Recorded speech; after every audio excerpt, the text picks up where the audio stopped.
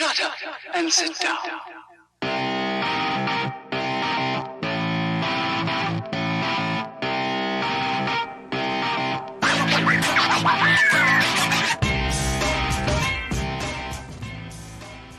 It's the longest race on the ChampCar iRacing Series calendar for 2021. It's 2 hours at America's Motorsports Resort, Virginia International Raceway. Welcome one and all to the HJBC coverage as the ChampCar iRacing Series continues into round 10 of 2021. We reach kind of a tipping point in the season, it must be said. So from the first half into the closing stages of the year and therefore the closing stages of the season. Still plenty of racing still to happen, but this is where championships are won and lost. And we've got 2 championship prizes up for grabs this year. One to our points champion across the year, who's going to get a free entry into a real-life endurance race of their choice in the ChampCar iRacing Series for 2022. And then another prize of same value is being randomly drawn for a full season competitor of this year. And they are going to get up to $1,500 of ChampCar credit to put towards a real-world endurance race of their choice. For many of our ChampCar members racing tonight, it means they might get to do another extra race next year. They might get to add more to their calendar and their commitments. But for some aspiring sim racers, it might be their step from the world of sim racing into the world of racing for real, wheel to wheel, like many of us here at HJ have done. It's an exciting time for the iRacers, for the sim racers, and for the ChampCar members right now. And we are at a very exciting track, one that gets a lot of attention in the ChampCar iRacing Series and the Real World ChampCar Endurance Series. So I'm David Haynes, I'm joined by Devin Peters, and we are at Virginia International Raceway. Oh, and there is no better facility on the ChampCar Series calendar, if you ask me. But I'm really stoked to watch what we got in front of us here today, and what looks like it should be a tight race among the few front runners we got here today. There is nowhere I would rather share a sweaty tent with you, Devin. Sleep in a hotel room than here at Virginia International Raceway. It's a special place to us. It's home of the Lifeline 24 hours of VIR.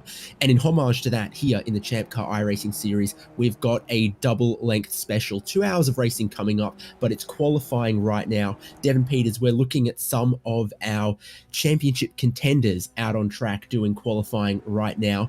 What are the parts of this track that make it so challenging and so exciting?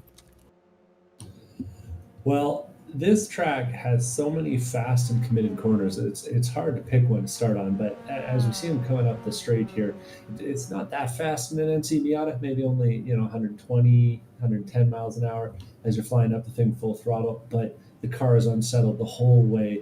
And just when you're thinking you can catch your breath, you got to dive into this fast left-hander at the top of the hill. I got to say, this might be the corner on the track that requires the most commitment and the most cojones of anyone.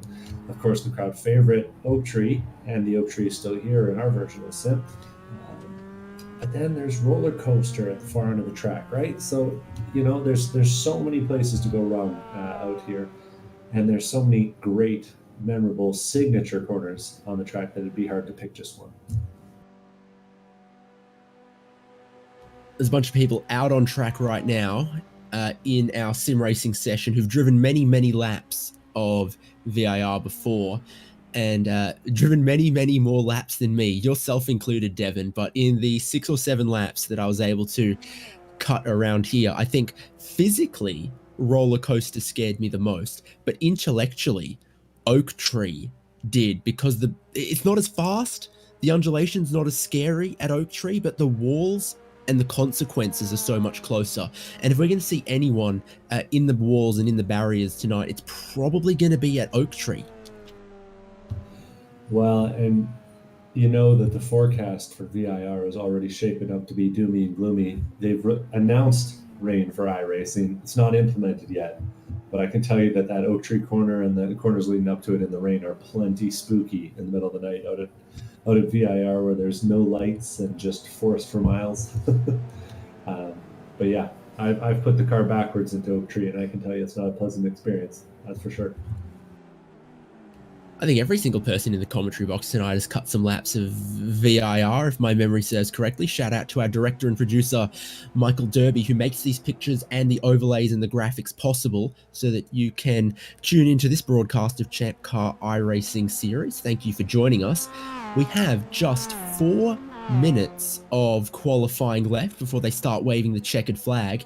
And Alex Albert is currently at the front of the field there, but then it's Nick Love, Simon Foweather, Justin Hall, and Clinton Ford. Full disclosure, Alex Albert, a good buddy of mine and yours, but deep down, I think I'm cheering for Simon Foweather today. He got very unlucky and maybe a little bit robbed on the streets of Long Beach last round. He put in an amazing performance on the street circuit. He's currently 3rd in qualifying, and every single race we've seen him in on iRacing, he just gets better and better and better. So I think he could be on for a podium, and he could also be a dark horse for today's race. I think that's definitely a possibility. If I was betting, though, I think I'd have to look at Nick Love, lined up 2nd, currently 4th in the points, and Nick Love knows how to wheel a car and knows how to wheel a car around VIR. He's done it a few times, of course, with the Love Racing team. So certainly not a dark horse, but I kind of like what he and Simon have done. We're not seeing them on track in these last 5 minutes. They've gone off. They're taking a break. 2 hours of fast, committed corners in a car that demands a lot of commitment. It should be very hard on our drivers today, and I think the one who makes the least mistakes is going to be the one who wins. I'm going to embarrass myself by having the memory of a bit of a goldfish. Did Nick Love win at Long Beach? You got me. Oh my goodness! No, if Give he me did, 30 seconds. I'll tell you. I'm going to feel horrible. TikTok. Devin Peters is looking up the previous results from round 9 of the ChampCar iRacing series. Luckily, the events are undefined, so there are no results available. No way. Really? I think you're not looking hard enough, Devin. I'll get back to you on that one. You talk, I'll look. Bring us through qualifying, pick a car, and show us a good line around VIR. Well, if there's anyone you want to ride with, I think I'd have to pick Alex Albert, knowing the amount of laps that he's done around this place. So we're riding along with him now in that huge-ass liveried car as he heads up the back straight. I can tell you that in the middle of the night, in the pouring rain, you can't see much more than the sides of the road. But he's got a nice clear view here through the dip, braking real late as he gets into the roller coaster here, and he's actually lifting off of it, so he's not going on a fast lap at this point, trying to give himself some space. Tips it over roller coaster, and then back to the left here, and there's a nice little bump at the apex in that corner that'll throw you off if you're not ready for it. Clip the inside curb here, and then try to get back fast for hog pen, but don't take too much curb rather, otherwise you're going to get knocked off the front straight as he comes to the start-finish line to begin his lap. Got some beautiful garage streets on the right here. I've never seen the inside of them. I've only worked in the rain and slept in the rain and spent a lot of time in the rain. It's the rainforest out there, don't you know? Brake around the 3 marker, maybe 2.5 if you're feeling brave. Try and roll some speed through turn number 1. And don't be afraid to push it wide, but with this NC Miata, there's not nearly enough power in the thing to really justify rolling it that wide. Get to the left. For the first left-hander, get blinded by the light on the barn in front of you before you turn into the second left and the third left NASCAR here into the lower S's. Really common passing point NASCAR there, and not uncommon to see guys making mistakes there either. Another popular set of corners here for jumping curbs, got the lower S's. And then go up the short chute here, and you'll see the track breaks away to the right. We're not running the south course today, just the full course. So up the fast S's, see the beautiful hotels. I also never saw the inside of those. I wouldn't recommend camping unless you really like camping. And we're going to the left, the top of the hill. Hit the outside curb and try and stay in it. If you get it right, you can. If you get it wrong, you'll have to lift. Go wide, try to touch the dirt just enough to kick the car around. Alex does a good job of it there. Has to catch a boatload oversteer. But gets it pointed the right way, runs over the exit curb, and we're back on the back straightaway again here. And that pit on the left-hand side, well, they use it when they run that half of the course, and 3 cars deep sometimes. So a real experience if you're having fun. Checker flag's out, so we got our last few cars out on track. Alex will be running his last lap to the line here. Not seeing anyone on a particularly blazing lap. Full weather's out there, but I think just running a fun one.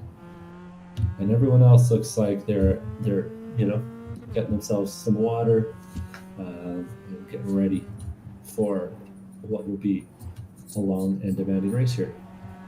James, fantastic. You found the results yet? Oh yeah, no, ages ago. But your beautiful voice was angelic in my ears, and I didn't want to interrupt at all. So a couple points as Alex Albert and Justin Hall are going to finish their final lap of qualifying and take that checkered flag is yes. My memory does not fail me, and we got to give full credit to Nick Love for winning on the streets of Long Beach in round 9, currently sitting 3rd in qualifying now because Justin Hall has just gone to the pole position. I was going to give you an update about the track temperature. It has been plunging rapidly over the last half an hour through this qualifying session. I thought we were on for someone to be able to improve. It was 33 degrees Celsius on track, which is, according to the internet, 91 degrees Fahrenheit. It was a lot hotter than that, above 100 not long ago in qualifying. So that cooling track has given a lot of grip. And I think Justin Hall also picked up a sensible bit of slipstream. It is a long back straight here, no matter what kind of car you're talking about, but especially something like this NC Miata. So a good slipstream down that back straight is worth a lot. A good slipstream down the pit straight is worth a lot here on the VIR full course as well. So with all of that added up together, Justin Hall has gone to the pole at the moment as the checkered flag waves on everyone. 19 drivers in the session at the moment, from Justin Hall at pole position all the way back to Keith Carlson has a time in 17th, and we've got Peter Zhang and David Warden who haven't set a qualifying time in this session, but ought to still be able to take the green flag if that takes their fancy. Another thing I was going to say is I hope Devin Peters takes this opportunity to move his microphone into the same room as his mouth, and then we'll be almost ready to get going for a race. I'm always up for some last-minute adjustments on the microphone. Delightful, and it's a pleasure to have you join us once again, Devin. Your commitment to this series, I hope, is going to get honoured at some point. I'll just continue to enjoy my Wednesdays with the man from down under. But we're waiting for the grids to clear up here, and a potential reason for your track temperature changing so much is the time. So we'll have to talk about the time and the weather out here once we've got the grid out of the way. But let's do that then. So we're going to have our whole grid line up. We're going to get a full pace lap behind the iRacing Porsche GT3 pace car, and the qualifying order, well, trust my words and my voice and don't believe anything you see on screen, is the best advice I can give you today. Our pole sitter is going to be Justin Love, with Alex Albert sharing the front row with him. The second row of the grid is going to be Nick Love and Simon Foweather. That's a pretty good grid, and I tell you what, two pretty good looking cars on that row as well. Nick Love wearing the Love Racing colors, and Simon Foweather wearing the iRacing 890 BMW colors on a Mazda MX-5, which is pretty good looking. And then the row behind is Clinton Ford and Andrew Kosick. And then we've got Troy Isidore and Mark Kruger on row number 4. Row number 5 is ChampCar stalwarts, Chris Knisley and Scott Grinnell. And the row behind that is Neil Hancock and Samuel Tully. Not a name that I immediately recognized, but qualified in 12th position in the number 15 car. Behind that, Aaron Thorpe and David Palermo, Jared Kubik and Rachel Kosick, Keith Carlson, Peter Zhang, and David Warden. 19 Mazda MX-5s. They're all gridding up now. Shortly, that Porsche 911 is going to lead them on a full pace lap of VIR. I don't know what the pace car was when you raced here. When I raced at Indianapolis, it was a Corvette. They used to have a Nissan R35 GTR for a pace car and track vehicle here, but I think a 911 is as good as any you're going to see in Champ Car. I was going to say I don't think I ever got to see the pace car being driving a Miata, you know, competing for A class, not for overall. They normally pick up the leader, don't they? I was in the Yeah. safety. Honestly, I was in the safety car line myself, but never saw the safety car at Indianapolis on Saturday in 2019. I never saw the safety car. I only saw the back of tow trucks. Sam Tully, as you rightly mentioned, is on his first start with us, or at least his first chance at a finish. So we'll have to keep an eye on how he's doing. Picks a challenging one to get his feet wet in the series.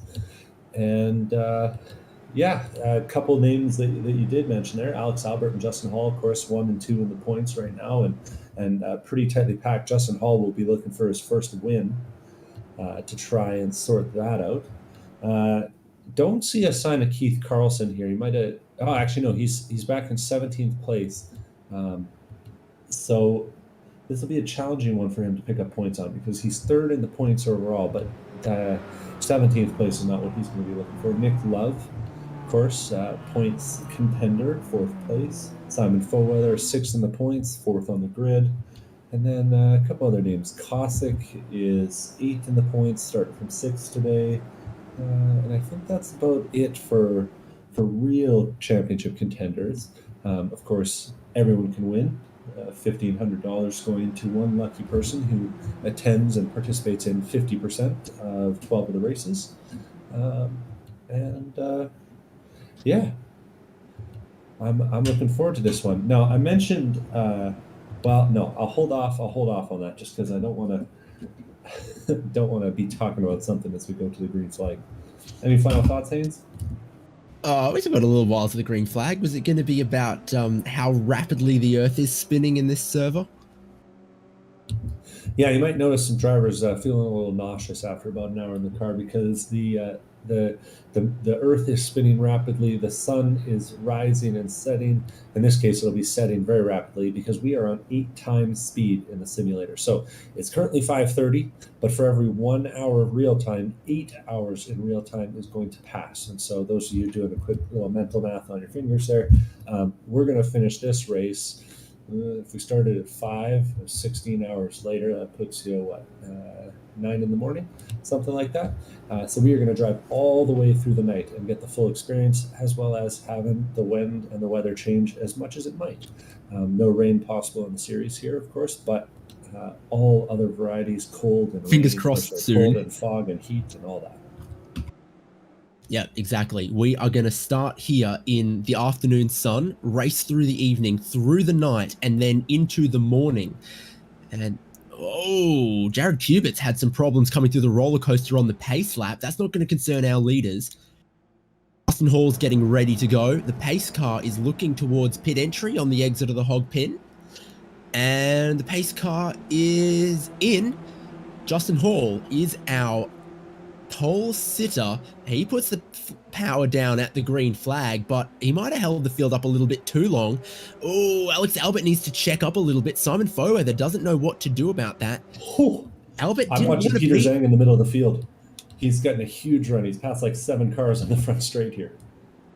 Well, if the green flag was waving, then that's fair game. And Alex Albert didn't want to get to the start line before Justin Hall, even though the green flag was already waving. So Justin Hall's leading. Nick Love's in second. Simon Foweather in third. And Alex Albert back into fourth. Was a little bit too far forward when the green flag dropped. Had to get out of it. And that momentum to the race start, so absolutely critical. What else are you seeing in the field, Devin? Clean so far. A little bit of contact 3 wide in the first turn, Zhang up the middle. But otherwise, things have mostly shaken out, and everybody seems to be keeping their head. Remembering this is a 2-hour-long race, and like I said, least mistakes might be the winner here. So a little bit of bump drafting back in the field. Scott Grinnell and Sam Tully giving each other a push up the short straightaway here, but otherwise things are looking smooth throughout the pack. Cold tires at the start. Justin Hall's gone wide at South Bend, coming towards the oak tree corner, but no harm done there as he went across the grass for a little bit. Give it a lap or so and he'll have plenty of tire temperature in those tires, but he was just a little ambitious leading the fields as he came across the crest in that descending high-speed corner. Fields and the grid starting to spread out, but you can already see the shadows are relatively long over VIR here, and this massively long run down the back straight gives such a great slipstreaming opportunity. They're almost all in a line as they then come towards the roller coaster for the first time. Nick Love a little wide, Simon Foweather towards the apex, and I sense that our top four here of Hall, Love, Foweather are kind of breaking away from the pack, and they were already, I think, the four names we had our eyes on to beat. They were our key four drivers for today's race in terms of who might take the checkered flag in the win. Oh, it absolutely makes sense. I mean, they set some real hot laps, and I don't think you get much below that 2:12.7 that we saw in qualifying without some significant drafting help. So, four drivers at the front that'll certainly be forming a breakaway, and the remainder of the guys, well, I've been watching enough Olympics, I think I can say that they'll be forming a peloton, right? I've hardly been watching any Olympics at all, to be honest with you. It's in such a convenient time zone for me that I can't be bothered. But there's good action going on from fifth on back. Clinton Ford has qualified well in fifth.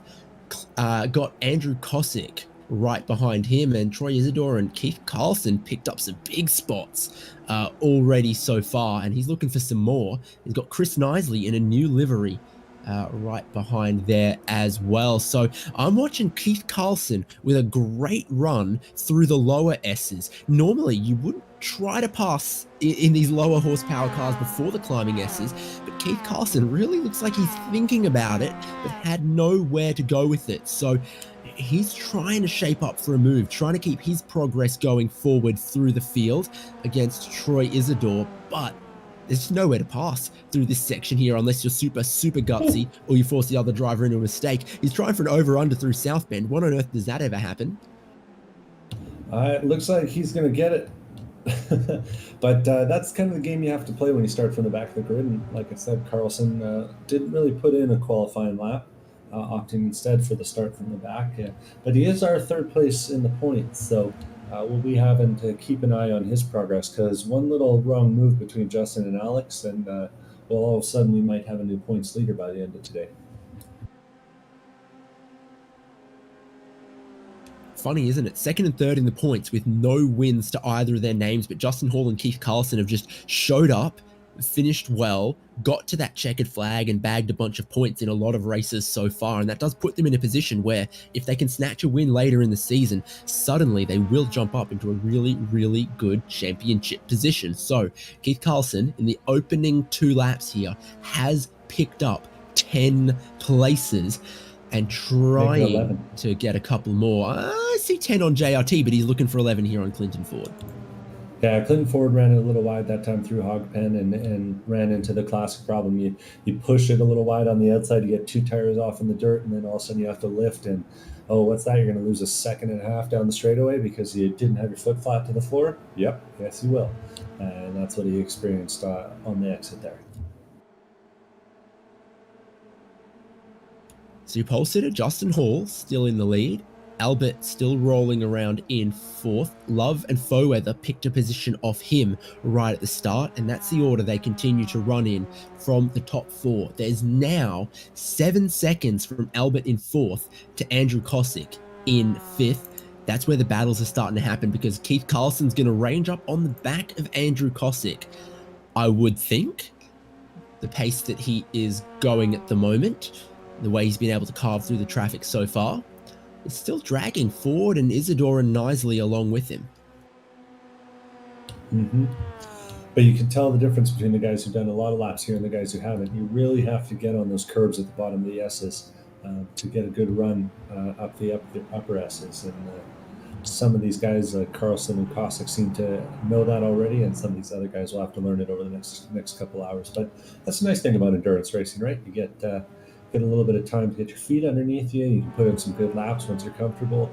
And worst comes to worst, you're not racing against anyone you're beside anyway most of the time.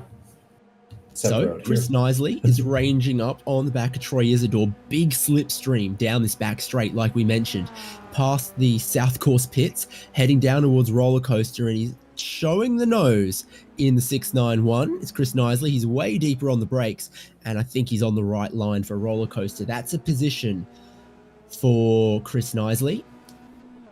What about further up the road between Kosick and Carlson for 5th?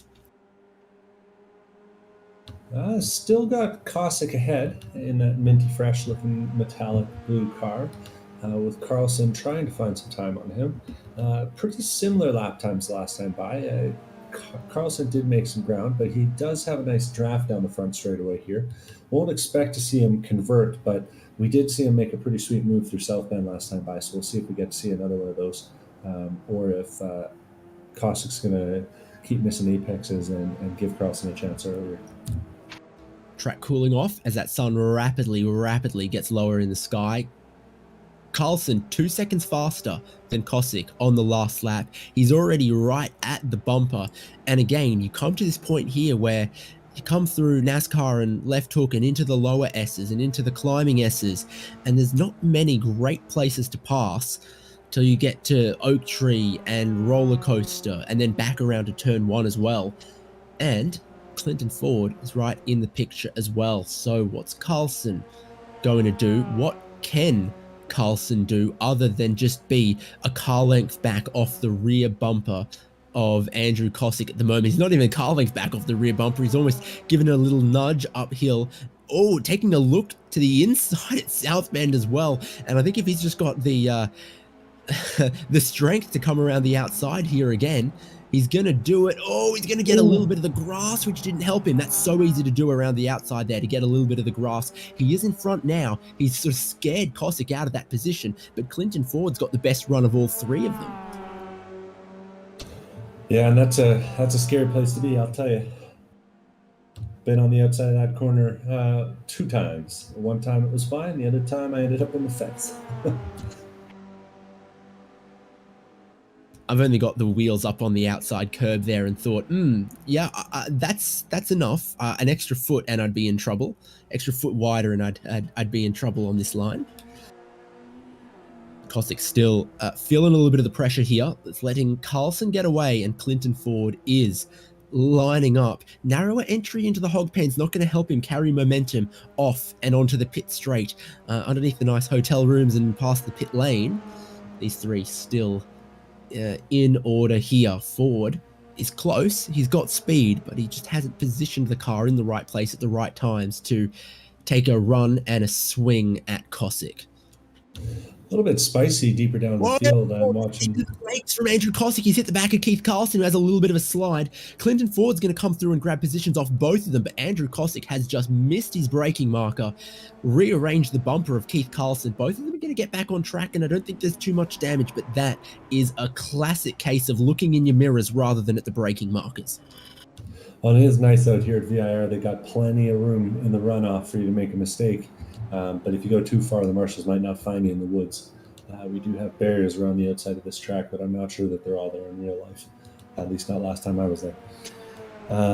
Anyways, I'm watching Peter Zhang, Aaron Thorpe, and Neil Hancock battling a little bit. And you'll remember Peter Zhang, he's currently up 7 positions from where he started. But a lot of that was on the back of a really well-timed start. The front of the field moved and then stopped and then moved again. And Zhang had his foot on the throttle the whole time. Picked up a whole bunch of spots. So he's just had Sam Tully while that was all unfolding. Sam Tully got past him on the front straightaway, and now Aaron Thorpe was up on his bumper and was trying to make some moves. And Thorpe, despite struggling a little bit here in qualifying, is a driver with a fair bit of pace. We saw him do pretty well in the Thursday Night Blunder Series, I want to say, he cuts Oak Tree really nicely there and gets a good run on the exit. And we'll have to see what this looks like at the far end of the straightaway as he soaks up some of Zhang's draft on the big straight here. So Alex Albert's gotten back to 2nd, and that sort of resolved some of the stuff in the top 5. Meanwhile, as you said, Aaron Thorpe right in the draft of Peter Zhang with Neil Hancock and Mark Kruger in tow. They all come around and towards the roller coaster. And there's couple different ways in there. Some people really open up the wide entry into the roller coaster. Others sort of point towards the apex so that they can brake in a straight line. Goodness knows if I can remember what way I normally do it. I'm normally too scared and looking at the braking markers, but Aaron Thorpe hasn't nailed it this time. Neil Hancock's had a better run through the hog pen, and he's going to get in front, and he's going to slip into the slipstream of Peter Zhang. Pro tips, when it's nice and wet, if you're on the left-hand side of the front straightaway, there's a little bit of a curb to the road, and all the water runs away from there. But yeah, Thorpe did the classic mistake on the exit of Hogpen there and just kind of had to lift and give up a little bit of momentum, and that's something you can't do in these cars. So Hancock was happy to take it off of him, and we'll see if he can put some pressure on Peter Zhang ahead of them.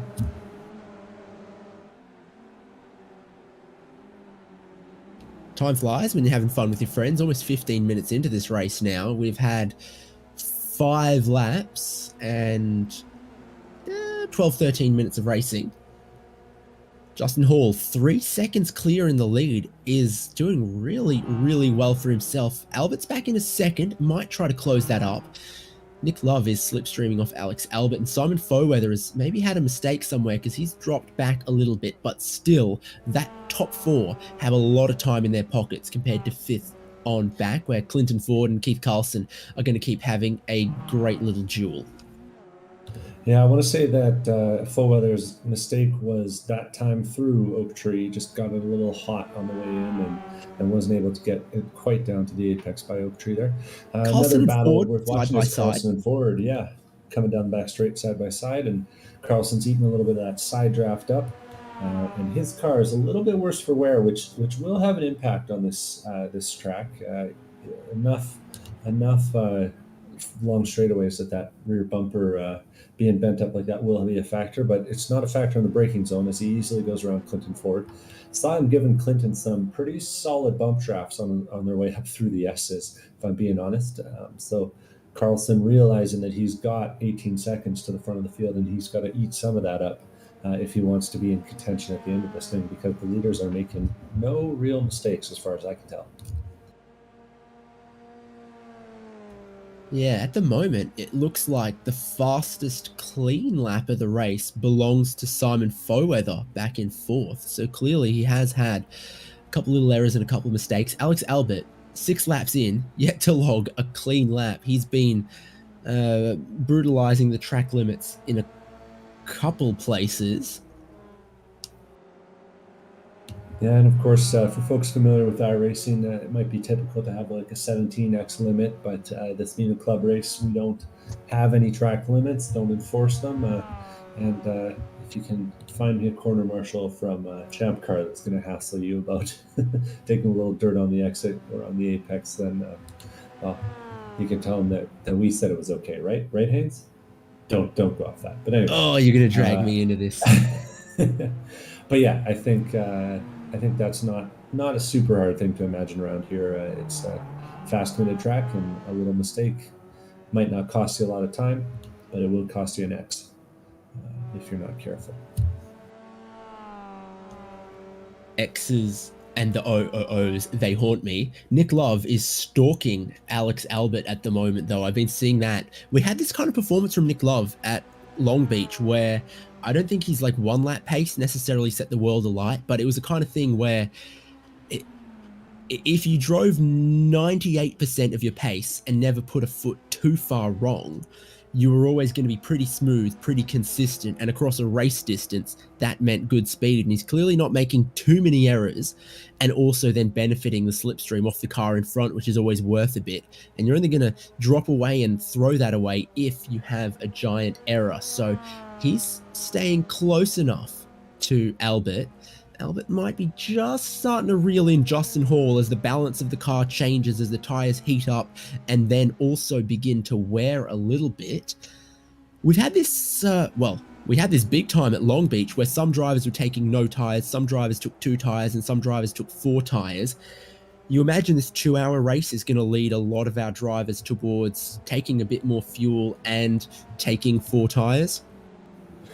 Yeah, I gotta expect that it'll be four tires all around. I'm also noticing two cars diving for the pits. I Ordered noticed that nicely. Chris Nicely was driving a little sideways down the back straight, and I think he had some toe knocked into the rear that was unwanted. And with Clinton Ford stopping on the same lap as him, just ahead, I gotta wonder if those two were involved with each other somehow. Either way, I'm pretty sure that we've got one fast repair. Is it for this race, or is it more because it's 2 hours? It's a great Either question, way, and I don't know. Clinton yeah, Ford no contact with anyone on that lap, but he's in the pit yes. lane, and it's been 30 seconds, and it's still not going yet, is it?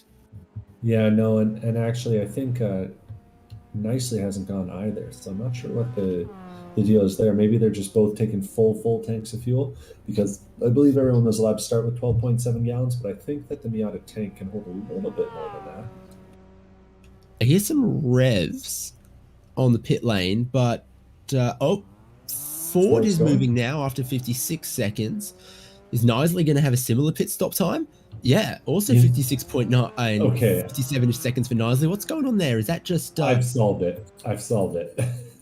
I'm sure that both of those guys went out on qualifying fuel, got to 15 minutes into the race, and then realized they didn't have any more gas left. And both had to come in on the same lap. And it just happened to coincide because Nicely's been driving sideways down the straights for the last 10 or last, not, we haven't run 10 laps, but the last 4 or 5 laps and hadn't pit yet. So I was a little surprised to see him checking in there. Either way, that's putting them both out of cycle with the rest of the field. So we'll have to see how that ends up filling up. Maybe they're doing the thing where they work backwards from the start of the race, and just try to spend some time working in cool, clear air, of which there's plenty on track today. well, those are some long pit stops that have put both of those drivers, Oh Ford and no! Nisley, almost off the lead And while lap. we've been analyzing that, Simon Foweather's got a blown motor and he's going into the pits. Oh, well, he's smoking I'm on the going pit back. lane right now, isn't he? So that is coming into the lane. He's damaged that big time, lost a lot of power. Hopefully, he can get it fixed. He's also lucky it didn't completely go and give up on him. He is You know, in the pit lane. it happened as he was going down the back straight, and I'm not seeing damage on the front end. I can't tell. It looked like a 3-2. Like he was trying to upshift and he just stuck it in second. The old grabbing second instead of fourth. Do you know what? He's used to driving a BMW as well, so maybe that old dogleg gearbox has caught him out as well. No, he's far too experienced a sim racer for that. Yeah, that's a bummer though for him, absolutely. Luckily though, we do have the fast repair, and that includes motors, so he will get a fresh one and he'll get to go back out. So he'll be able to salvage something. And I think we pay points up to 25th place. I want to say maybe 20th only. But either way, he is on for some points. The benefit of a short grid like today in a long race is that you do have the chance to make up a fair amount of points, even if things go a little bit sideways at the start. And Haynes, you see it? The lights are on. Yeah, I was going to say that earlier before we had a little bit of drama for the drivers pitting. Is on an NA, the headlights go up and headlights go down, but on an NC, they go on and off, and they've gone on.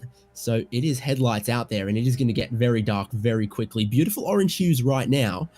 Virginia is for lovers, allegedly, so the signs say, and the billboards and whatever else. But yeah, it's going to get real dark, and then we're going to race through the night. And this is a tough track on iRacing to race in the dark. Not a lot of ambient illumination out there. It is going to be dark for a long stint in this race before it gets light again. Yeah, honestly, I think it might even be darker in the sim than it is in real life. At least we get some lights from some of the buildings and some of the goings on out in the campground and stuff like that. But no, in the sim, pitch black in a lot of places. Though I on the other hand, I don't think the lumen limits are quite as viciously enforced in the sim as they are in in the real deal. Watching a little battle growing here between Peter Zhang and Aaron Thorpe. Thorpe started the lap ahead, and Zhang was able to sneak by going into turn one last time.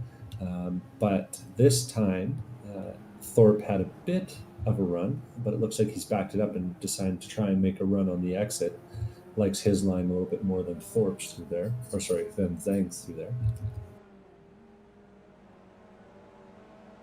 It's got Keith Carlson on the lane, and interestingly, we are seeing some very similar pit stop times from everyone who's made a stop so far. Just short of a minute on the lane in the pit box for Foweather, Ford, and Knisley. I wonder if it's going to be the same for Carlson. It seems like they might have to take on board quite a lot of fuel in this race. Minute 1 for Keith Carlson, and he's going to rejoin near those others as well. So, yeah, we are quite a lot closer to actual ChampCar Endurance Series pit stop times at this round than we have been at some others. Yeah, no 5-minute minimum for putting fuel in, and these guys seem to be taking advantage of that. But I think you're right.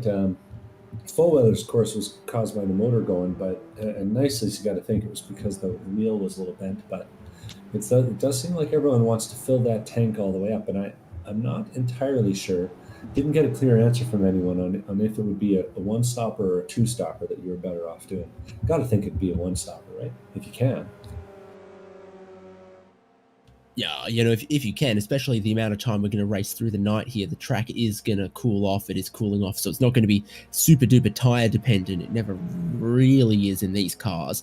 You get a couple good laps out of a fresh set of tires, and then they just plateau. They are a treaded kind of road-based tire on this car, aren't they? Ooh, too wide. Like Keith Carlson and Simon Fullweather too wide through the upper S's. Ooh, that's gotten spicy there. Those two, 851, 890, are battling. Ooh, in contact there as they go through South Bend. Looked like Carlson just tagged the back bumper of Fullweather as he tried to slam the door. Trying to force the issue Fullweather, of course, losing some time on the way into the pits there with that blown motor. I think he's eager to get past and try and make up some of the ground that he lost. In the meantime, Clinton Ford's lurking right behind Carlson. Carlson did pass him before their pit stops, but they run pretty similar lap times last few times by anyway, a few tenths between them. So be interesting to see if Ford's able to hang on to the back of this battle, or if Carlson's just going to suck up the Fullweather's bumper and drive away, diving in the dark towards the top of the roller coaster.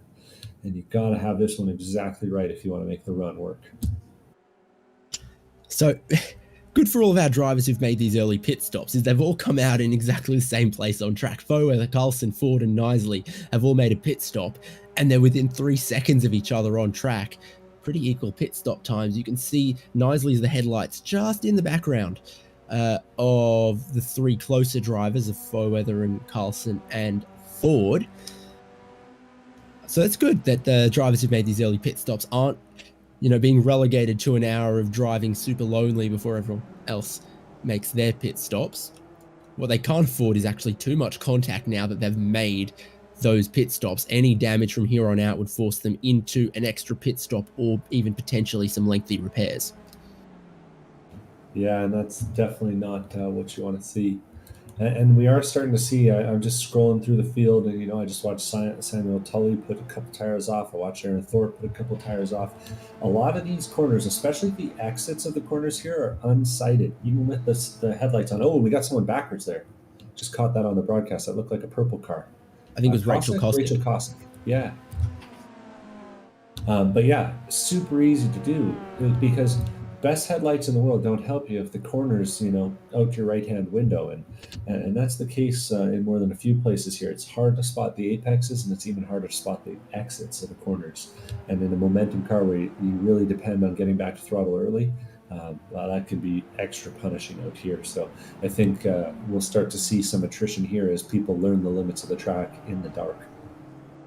Right, brightest lights in the world, they're still attached to the front of your car. They're not on the top of light towers all around the outside of the track. Mm-hmm. Nick Love's dropped back from second place. He's just had a 2:15.4, which is about 2 seconds off the pace, but the lap before that was 2:18. So he must have had a problem there. He was right with Alex Albert. We're kind of praising his consistency and his speed to well, he was in third, staying with second, closing in on first, but he has lost a good chunk of time somewhere along across the last 2 laps or so. He did the classic move. You come out of South Bend, you got this really great run. It's getting a little bit dark, and then oh, what's that? You missed your braking point into Oak Tree. Well, you're going to run wide on that off camber dirt and slide it around and lose yourself about 5-7 seconds trying to find some concrete to get some asphalt to get some grip on again. And so he's done that, and that's cost him 6-7 seconds on the track there, back from Alex Albert. So now Justin Hall, Alex Albert, and Nick Love, spread out with a little bit of a gap between them.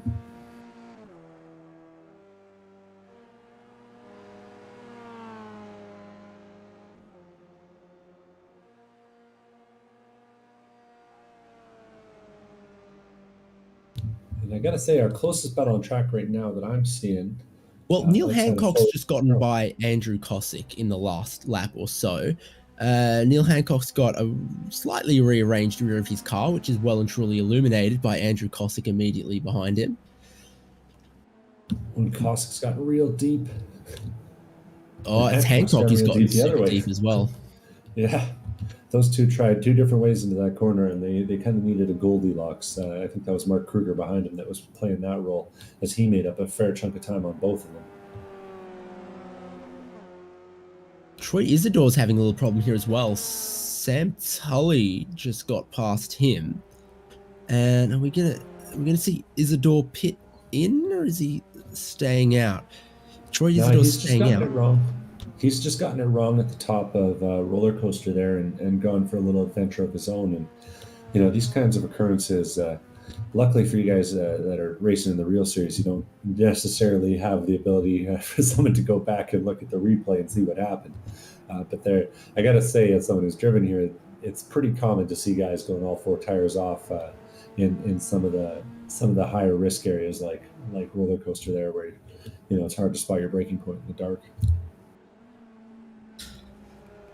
Tough to pick your braking point in the day. I mean, there's some good signs that you can use, but every time you think you want to use one, you kind of find yourself end up braking at two.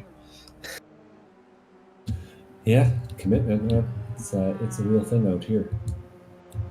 Nonetheless, Hancock's taking that spot from Cosick and seems to be driving away with it pretty comfortably. Of course, if I keep saying things like that, he'll miss a braking point of his own somewhere, I'm sure. Two radically different lines for Tully and Isidore coming up the S's there. Isidore was getting oh so close, but then I think just got distracted, took the wrong line through the S's. Three drivers pretty close here. Peter Zhang is still with them. And we got a spinner. Oh, and big contact. That was Aaron Thorpe, and that looks like the 55 of Scott Grinnell. And I'm surprised that both of them are still moving after that contact. That was a hard hit. Looked like Thorpe. I saw the lights going wonky in the background of that replay. It looked like Thorpe got a little too much grass on the apex and tried to catch it. Little tank slapper, spun it out and parked it on the exit. But then Grinnell, who had also run wide at South Bend, wasn't able to get it back on track in time to avoid Thorpe, who was sitting half on the track and half off. They both did the same thing. They both got too much curb, spun through the same place, and ended up both colliding off track there, and it's caused big damage for Grinnell, who I'm pretty sure has put it on the tow hook there. Aaron Thorpe has kept driving, but presumably is heading towards pit lane, and both of them, South Bend, in the dark, too much speed, out a little wide, high speed, tires in the grass, get wiggly, and end up at the same place. Well, and it's so easy to do. Like that's exactly what I'm talking about. You can't spot the apexes. You think they're somewhere, and they're 5 feet short, or worst case, 5 feet behind where you expected them to be. And you all of a sudden cut a whole bunch of grass, and your car's all unsettled, and you're trying to catch it all the way to the exit. And well, in that case, neither of them was able to catch it enough to get it right. And one car is on the tow hook, the other car is limping to the pits. At the lead, Albert has closed up big time on Justin Hall, and the two leaders are separated by just 0.3 of a second. Albert has eroded away the lead of pole sitter Justin Hall. Hall yet to take a win this season, but sitting in the top 3 in the points. He's not going to want to give too much to Alex Albert, I wouldn't think. Well, and Justin had built up a little bit of a lead, about 2.5 seconds. But then last time through Oak Tree and South Bend, he made a very similar mistake to what we saw Thorpe and Carlson do there, where he ran a little wide on the exit. He caught it, and as he was trying to get back to the left-hand side, he dipped the tires on the outside as he's braking into Oak Tree. Catches it again, and all of a sudden that 2.5 seconds is gone, and Alex Albert's right on his bumper. So he'll have a lot more visibility now with Alex right behind him, illuminating things. But on the other hand, Alex is right behind him, and no more gap for you, no more easy pit stop, because now that Alex has locked himself into that draft, I doubt he's going to let himself get caught out anymore. Nick Love has pitted from 3rd. I can definitely see the tyres changing. He's right underneath where the commentary position is at VIR, at the tower. Probably also the cleanest bathrooms at VIR in that building as well, I think. There's definitely plenty of them. Don't share good secrets like that. Oh, now everyone knows. Come on. Justin Hall's gone all 4 off again at the exit of South Bend, but he's managed to drag it back onto the track this time, and I think actually gain a little bit of ground as Alex gets Oak Tree a little bit wrong. No, the cleanest ones are you pay whatever they're asking for, and you get one of the hotel rooms in the villas or above pit lane or whatever. So you've got your own coffee machine and blah blah blah.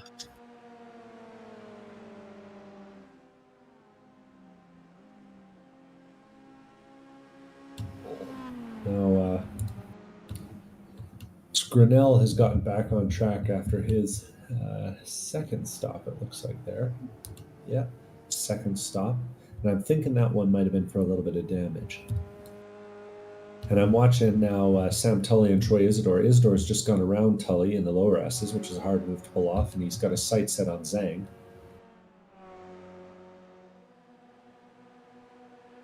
And they're coming up through the upper S's here to the quite perilous South Bend, as we've discovered. And it is tricky because it's not a corner you brake for, it's a corner you lift for. And, you time that lift wrong, time your turn in wrong, a lot of ways to get that just enough off.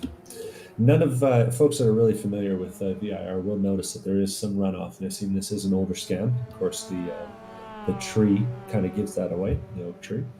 But none of the runoff area that you're used to using on some of those corners is there. So it makes things even tighter, the margin for error even smaller. Zhang's weaving a little down the straight, trying to break the draft back to Isidore. I think the bigger issue will be braking points between these two different approaches. We've had Road America refresh. We've had Road Atlanta refresh. We've got Watkins Glen rescan confirmed. Indianapolis Motor Speedway road course and oval rescan confirmed. Here's that position there as Zhang gets loose through the hog pen and Isidore goes over, under, and slips underneath to grab the position away. Andrew Kosick pitting while all this happens. So VIR rescan when? I'm not dying for a full rescan of VIR, but I think if they gave it the same art refresh that Road America and Road Atlanta got, I think it'd look really good. I should probably due for it. They're always working out there. I gotta say, VIR might be the only track where I really care about or feel like I care about the management and all the cool stuff they have going on out there. Just seems to be a really, really kind of cool thing that they've built. Anyway, Peter Zhang gets a nice run through NASCAR, and he's heading into left hook here up the inside of Troy Isidore. Isidore gives him the space, and Zhang's back around. And it looks like if he takes it, he'll have it. And sure enough, he does. Tully watches that move unfold and hasn't decided to make a run back at him just yet. That's smart because there's still an hour and 24 minutes to go in this race. We've seen enough risk taking and a bit of door banging and some spins and contact as well already. And it's your top 7 here who haven't pitted yet, of the drivers who have made their pit stop. And I don't say compulsory pit stop, but like many things in life, it's going to end up being a necessity whether you put it off or not. So Nick Love in 8th has made the pit stop, probably has fuel to get to the end. I definitely saw 4 tyres get changed there as well. And then Keith Carlson, Knisley, Fower, Ford, and everyone from there on back has made a pit stop.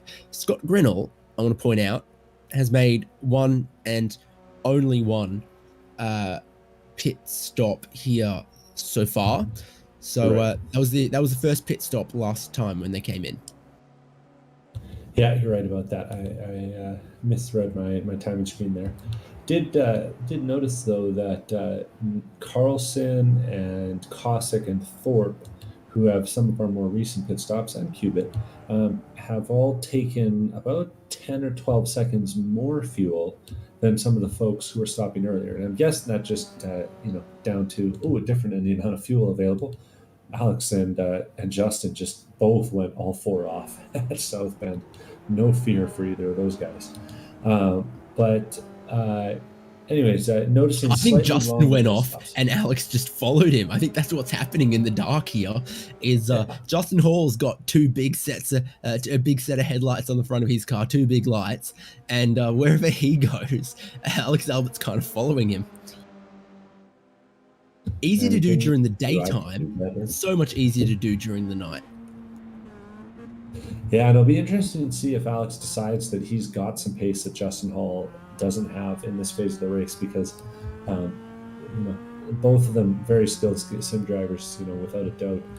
But Alex does have the edge in terms of real laps turned around VIR, so he might be feeling a little bit more at home than Justin does out here. As you see Justin kind of forget about the second right-hander to Hogpen, and sure enough, Justin dives through the pits and makes a hard break into the pit lane there for his first stop of the race.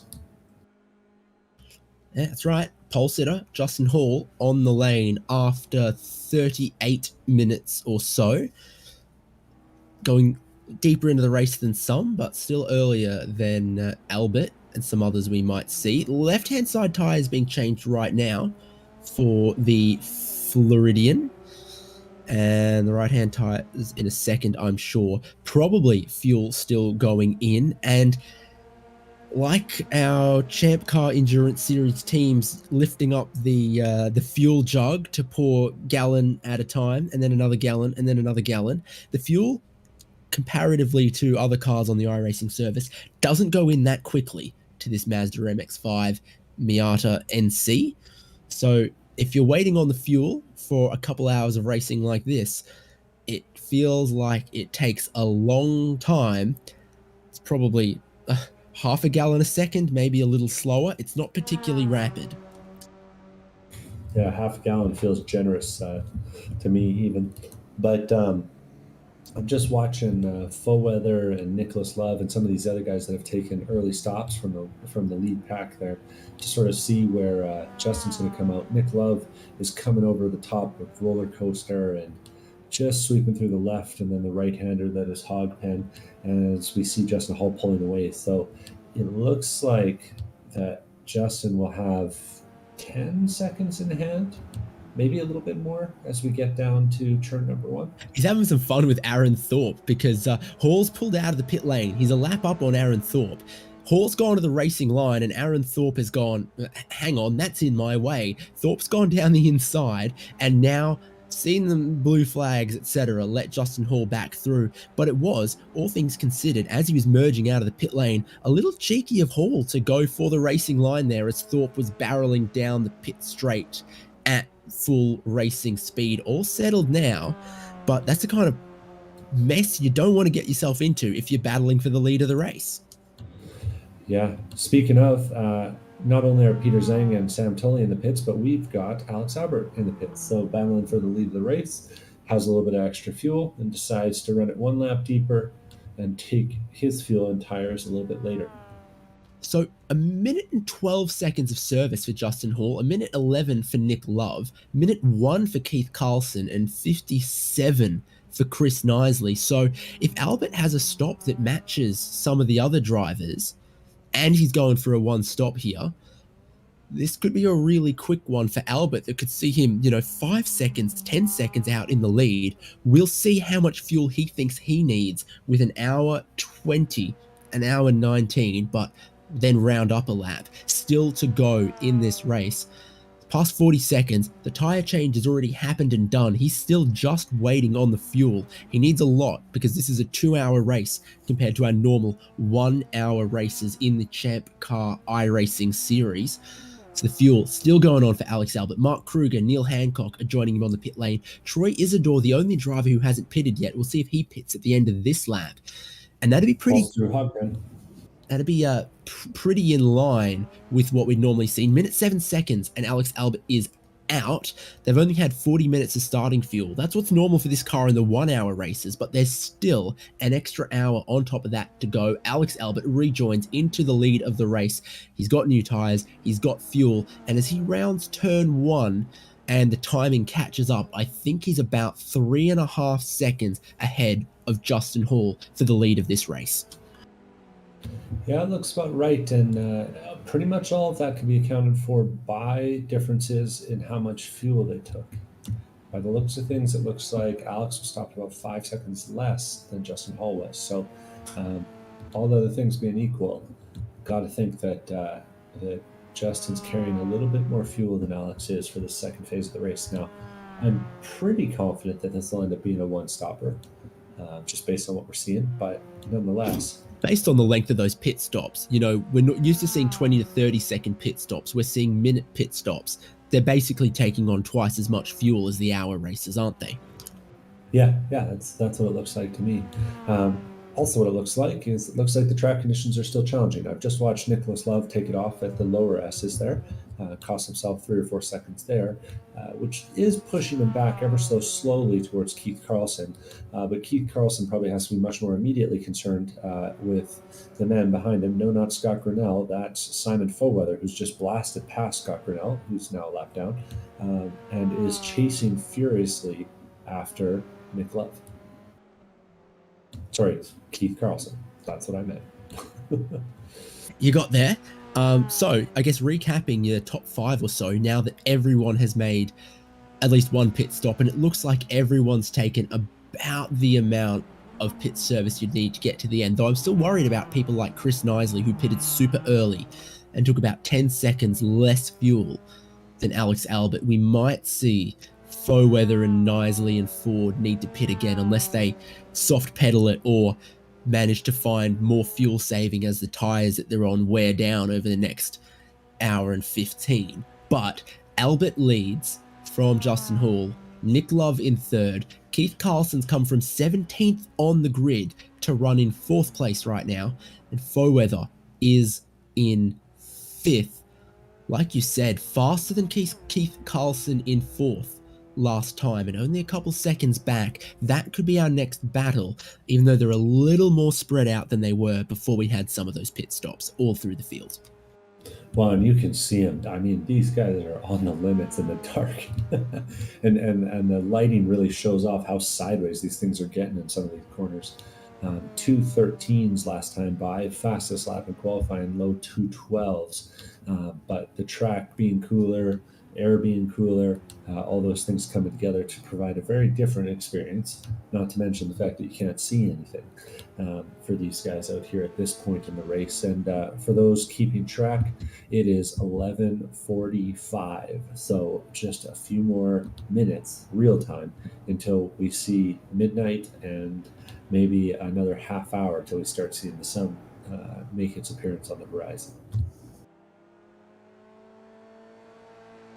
And our simulated time of year in session, because you gotta love iRacing for some of this stuff. It's a fully modeled solar cycle based on the longitude and latitude of the location of the circuit and the time of year. So the sunset and the sunrise is modeled perfectly. You pick a day in the year and it does it. The simulated time of year is the 7th of August. So this coming weekend's race time, we've got the same the 8 times acceleration aside, we've got the same sunrise and sunset times as the real Lifeline 24 because we've plugged the correct details into iRacing, and the meticulous worrywarts that they are in the iRacing office correctly model the sunrise and sunset times based on the time of year, based on daylight savings, summertime as well, comes and goes based on the date, etc. It's all modeled, it's all correct, sunrise, sunset times, accurate to the Lifeline 24. Sounds enormously complicated. I'm bad at time zones to begin with, so that's a lot.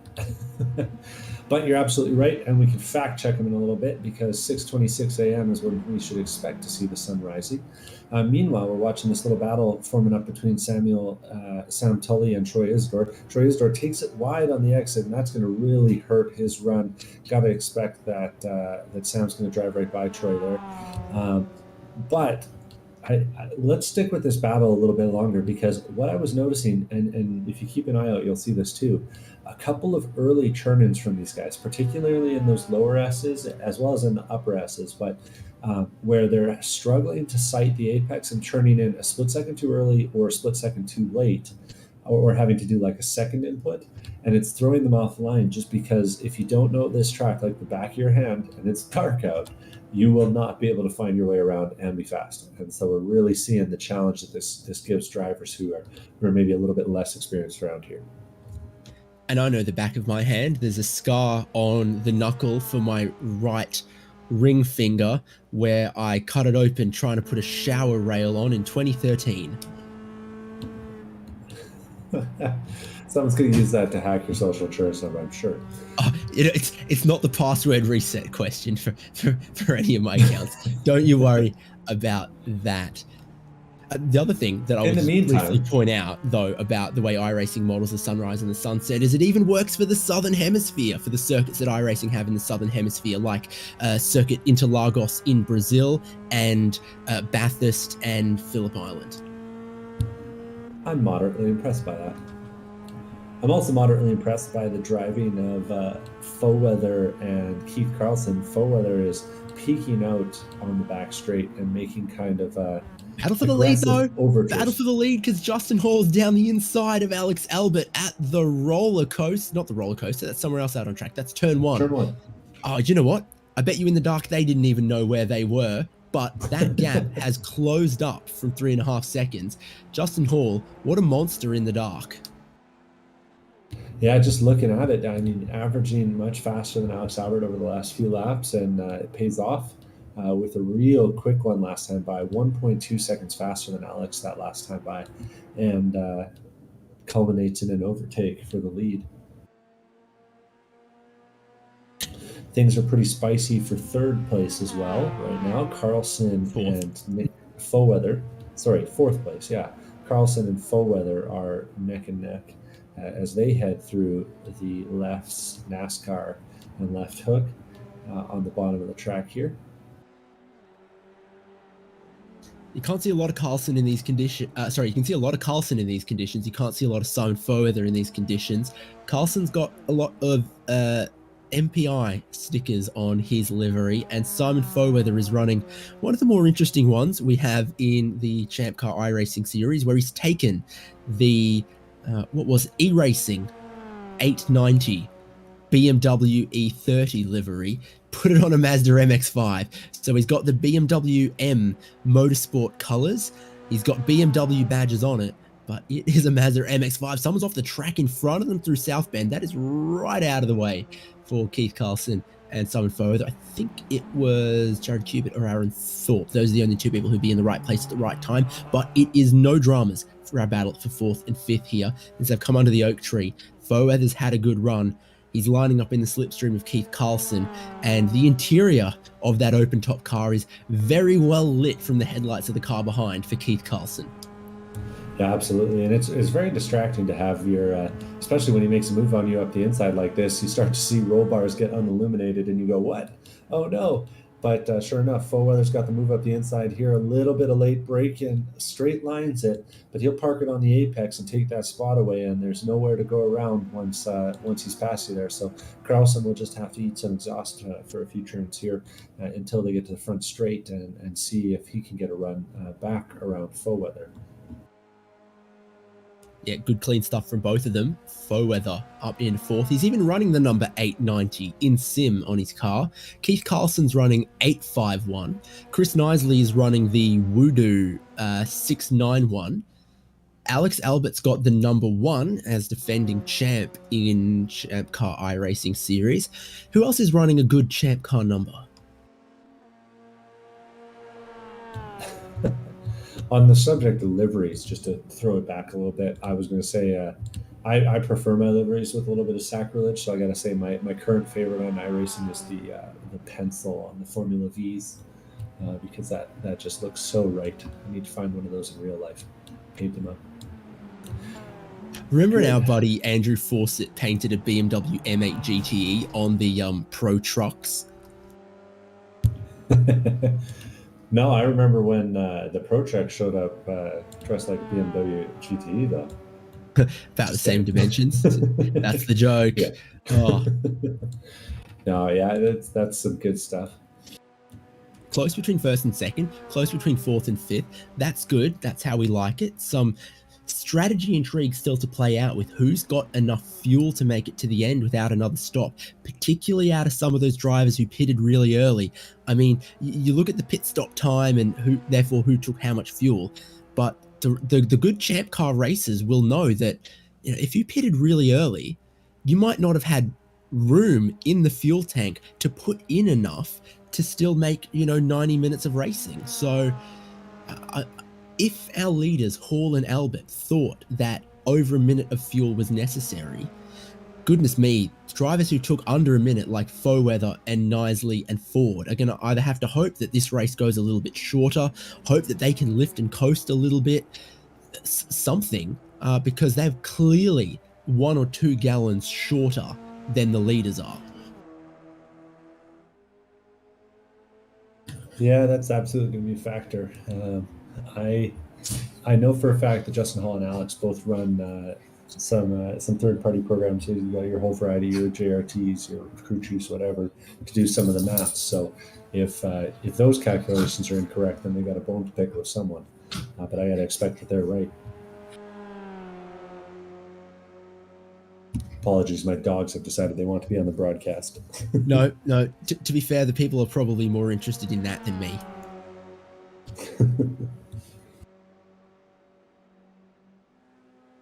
Let's try and have a look. So on forum.champcar.org, where you can go if you want to read more about this series, if you want to race with us, or if you just, want to get updated about the broadcasts and the schedule, it's all there at the top of the ChampCar forum in the ChampCar iRacing section.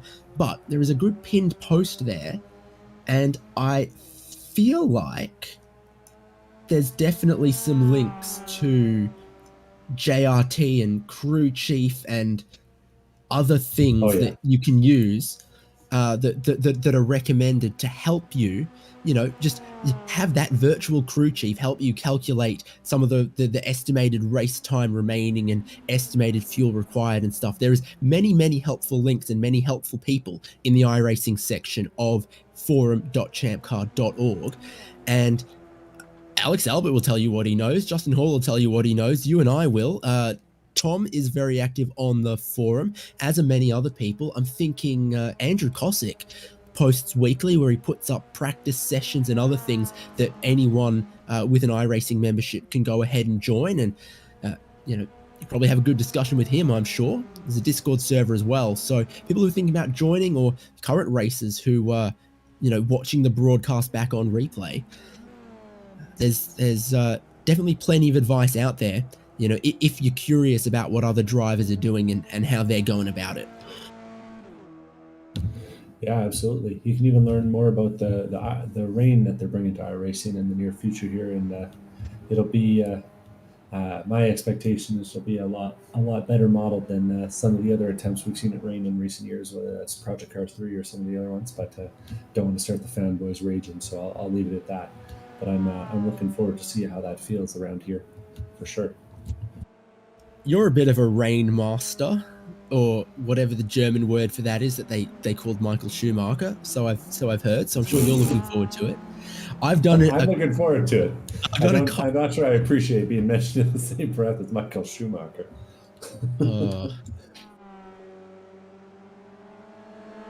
Isidore and Zhang are having a little bit of fun. Yeah, that's actually where I was going to go. Isidore and Zhang have been battling away while we've been watching the leaders. Too wide.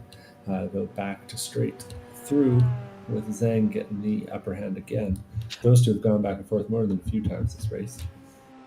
I'll have you know I did an endurance rental kart race in the rain on slick tires and only spun about 3 times in an hour. So that felt pretty good. They've got to negotiate a little bit more traffic. Yeah, Cubit ran a little bit wide and spent some time off track staying out everyone's way. So appreciate that. And actually, yeah, I'm just watching Tully, and it looked like Tully dived out of the way as well, but that was actually just Tully thinking that the pits were the front straightaway, I think. Either way, he's avoided the pit lane and continued on down the straight.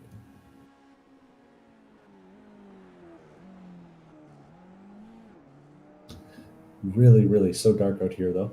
Checking back in on the front, Alex Albert's got a little run coming out of Hogpen this time. It looks like he's intent on getting to the lead because he is side drafting the long way around Justin Hall, trying to get position for the corner. Hasn't got it, though. They both hit the brakes. Alex tries to go a little later, but it's hard to make this move stick around the outside until it's not, because if you manage to stick alongside, you've got the advantage in the next 3 corners. And sure enough, Alex does, so he'll take it easily. If not here, then definitely in NASCAR, and own the position all the way out to left hook here. Took him a while, didn't it? Around the outside of the kink in the pit straight, around the outside of turn 1, but eventually he stuck it out there. Things went back in his favor, and he is back to the race lead. Gets quite a bit of curve through the lower S's, so he's not going to shake Justin Hall, who's coming back at him. Just a 1/10 of a second between them. The headlights of Justin Hall are shining into the rear bumper of race leader Justin Hall as they come towards the climbing S's. And in the dark, you don't have a great view, and that close up behind the rear bumper of Alex Albert, I'm pretty sure he wouldn't have had a great view either, so we had to back it off just a little bit. Catching plenty of that curb is Alex Albert, and that's where you've got to be careful through the fast left-hander over the top of the crest, then feeds you into this double apex right-hander. It kind of is at Oak Tree. You kind of miss the apex at the first bit, but it's so important, the big sweeping arc you take on the way through to set you up for where you punch the throttle coming out of Oak Tree. Well, you can see Alex got a little bit more right than Justin that time, so he was able crucially to build a little gap before Justin comes flying back at him with the draft on the far end of the straightaway. But that little bit of extra that he was able to gain in the acceleration zone was enough of a difference that Justin didn't have a line on him when they got to roller coaster. So really really challenging stuff these two are doing, and they're really kind of showing themselves to be the class of the field right now. 25 seconds ahead of Nick Love in third, and then 37 seconds ahead of Foweather and Carlson in fourth. And they're coming up now on some lap traffic. This looks like Cubit, who is just ahead of them. And staying to the inside, well off the racing line, our 2 leaders come through. Jared Cubit is now 3 laps down, but every time we've seen him, he's been very respectful, very aware of the drivers coming up behind him. I tell you what, in the dark, that's one of the things that's almost easier in the dark, because you could be driving along all by yourself, and once someone's 5-10 seconds behind you, you are going to notice those lights shining in your mirrors, all 3 of them. Big moment for 4th and 5th place there. Just watching Foweather and Keith Carlson's little battle on my monitor, and Carlson putting the pressure on Foweather through roller coaster and into Hogpen, and that time through on Hogpen, Foweather ran a little bit wide, caught the inside, and then went over that exit curve and got it nearly 90 degrees before he got it pointed the right way to go down the front straight. Either way, that's cost him some time and certainly showing a little bit of fatigue. But an hour now into this race, first hour completed, headed into the second half, and about another half hour of darkness for these guys to face down. We'll see who's the best dark driver by the end of all this, I got to think. Either way, that's kind of broken up the battle for fourth place for a little bit here, at least, until Fullweather can find his way back to Keith Carlson. And has done nothing to separate our leaders, though, because Alex Albert and Justin Hall are still glued together. Past the halfway point of the race, ahead. Devon. So I think it's time we took a little break, and by we, I mean mainly just me. Pick a car you think we should drop the camera on board with for a lap or two. Oh, I'm thinking that Justin Hall would be a good person to ride along with, because I think he's going to have a good view of Alex Albert this next little bit. Right, hailing from Orlando, Florida, Justin Hall is running second place right now. Right on board with him for a lap or two of VIR. I say hailing from, I mean, it's where he lives. I don't know where it's exactly from. We're on board with Justin Hall for a lap or two of VIR. We'll come back shortly with coverage of the remaining time here in the ChampCar iRacing series at VIR.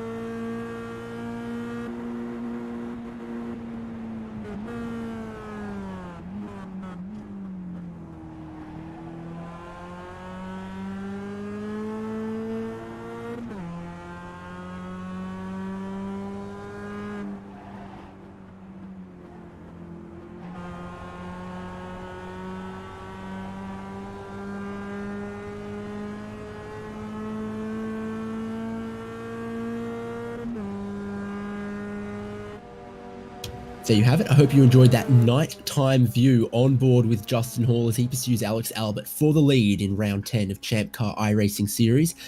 VIR is a slightly intimidating place at the best of times. A lot of elevation change, not much for paved runoff, and some tough corners. But at nighttime, illuminated only by your headlights and the headlights of the car in front, becomes even more challenging. So Albert still leads from Hall, just 0.3 of a second between them after more than an hour of racing, and there is 24 laps or 53 minutes left in this one. We think no more pit stops for these leading two. Aaron Thorpe's just come back on the lane for a second time, but there's also a question around, is Simon Fower, the Keith Carlson, and Chris Knisley due another pit stop at some point later in the race? Did they stop too early to make it home on one stop, given it's not an infinite fuel tank in these cars and it is a 2-hour race? Bit of traffic in front of our leaders, Foweather and Carlson also battling as well, so 2 battles inside the top 5 here. And well, I'm David Haynes. Devin Peters is with me, maybe? Oh yeah, buddy. Make that a certainty then. What's got your eye at the moment? Albert and Hall still battling for the lead. Foweather and Carlson could get interesting for 4th and 5th. They've traded that a couple of times. And apparently, we can't separate Peter Zhang and Samuel Tully either. Yeah, I'm just watching Albert and Hall come past Israel there. Luckily, you gave them a fair bit of room, and they'll be coming up on Rachel Cossack next, who seems to be finding her footing in this dark and ominous-looking VIR right now. But yeah, I think that's where my focus is for the most part. It looks like for the large part that the most of the rest of the field's kind of spread out. Mark Kruger, who did have the edge on Samuel Tully and Peter Zhang, is now in the pit lane with what looks like some pretty ugly damage, though he still had his fresh repair. So that battle will be sorting itself out, and yeah, that's sort of what I'm seeing. Albert doesn't quite know how to get around Rachel Cossack here. Has now. Justin Hall follows through as well. Not a lot of harm done there, it seems. Even closer for 4th and 5th at the moment. Yeah, Carlson's got a nice little run on Foweather as they get to the drafty end of the straightaway. But I'm not thinking there's a move coming. Oh, well, he is lining it up. And he is diving it into turn number 1. Nice move there from Foweather as he takes the apex away from Carlson. And yeah, I don't think Carlson's going to be able to fight back on that one. Not on the next turner, that's for sure. Those glowing brakes on those Mazda-Miatas down into turn number 1. Foweather's personal best lap is more than a second faster than Carlson, but many times we've seen Carlson in front because he just doesn't seem to be pushing it quite as hard or making as many mistakes as Foweather, at least at the minute. That's interesting to me to see, is that they've swapped this position a half dozen times now, but on numbers, Foweather should be clear ahead, but he just hasn't got the same consistency as Carlson. Yeah, absolutely. And I mean, outside, like I mentioned, Albert and Justin are both very experienced around this track, like many, many laps turned. But I mean, Nick Love in 3rd place, he's running 2:15s relatively consistently. That's what he's averaging. Right as I say it, Carlson digs up a bit of the grass around the oak tree. But yeah, so it's not the time of the stopwatch right now. It's the time in the last 5 or the last 10 on the stopwatch. That's really kind of the answer to our question of who's fastest today.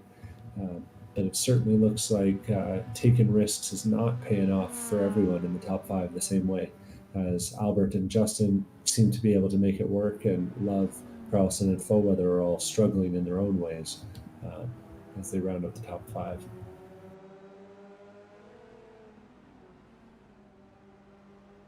Carlson will be pretty happy with this finish, though. I mean, if he can get it back up into I mean, ideally he'd like to be on the podium, but in third place in the points, of course. So that'll be a happy finish for him.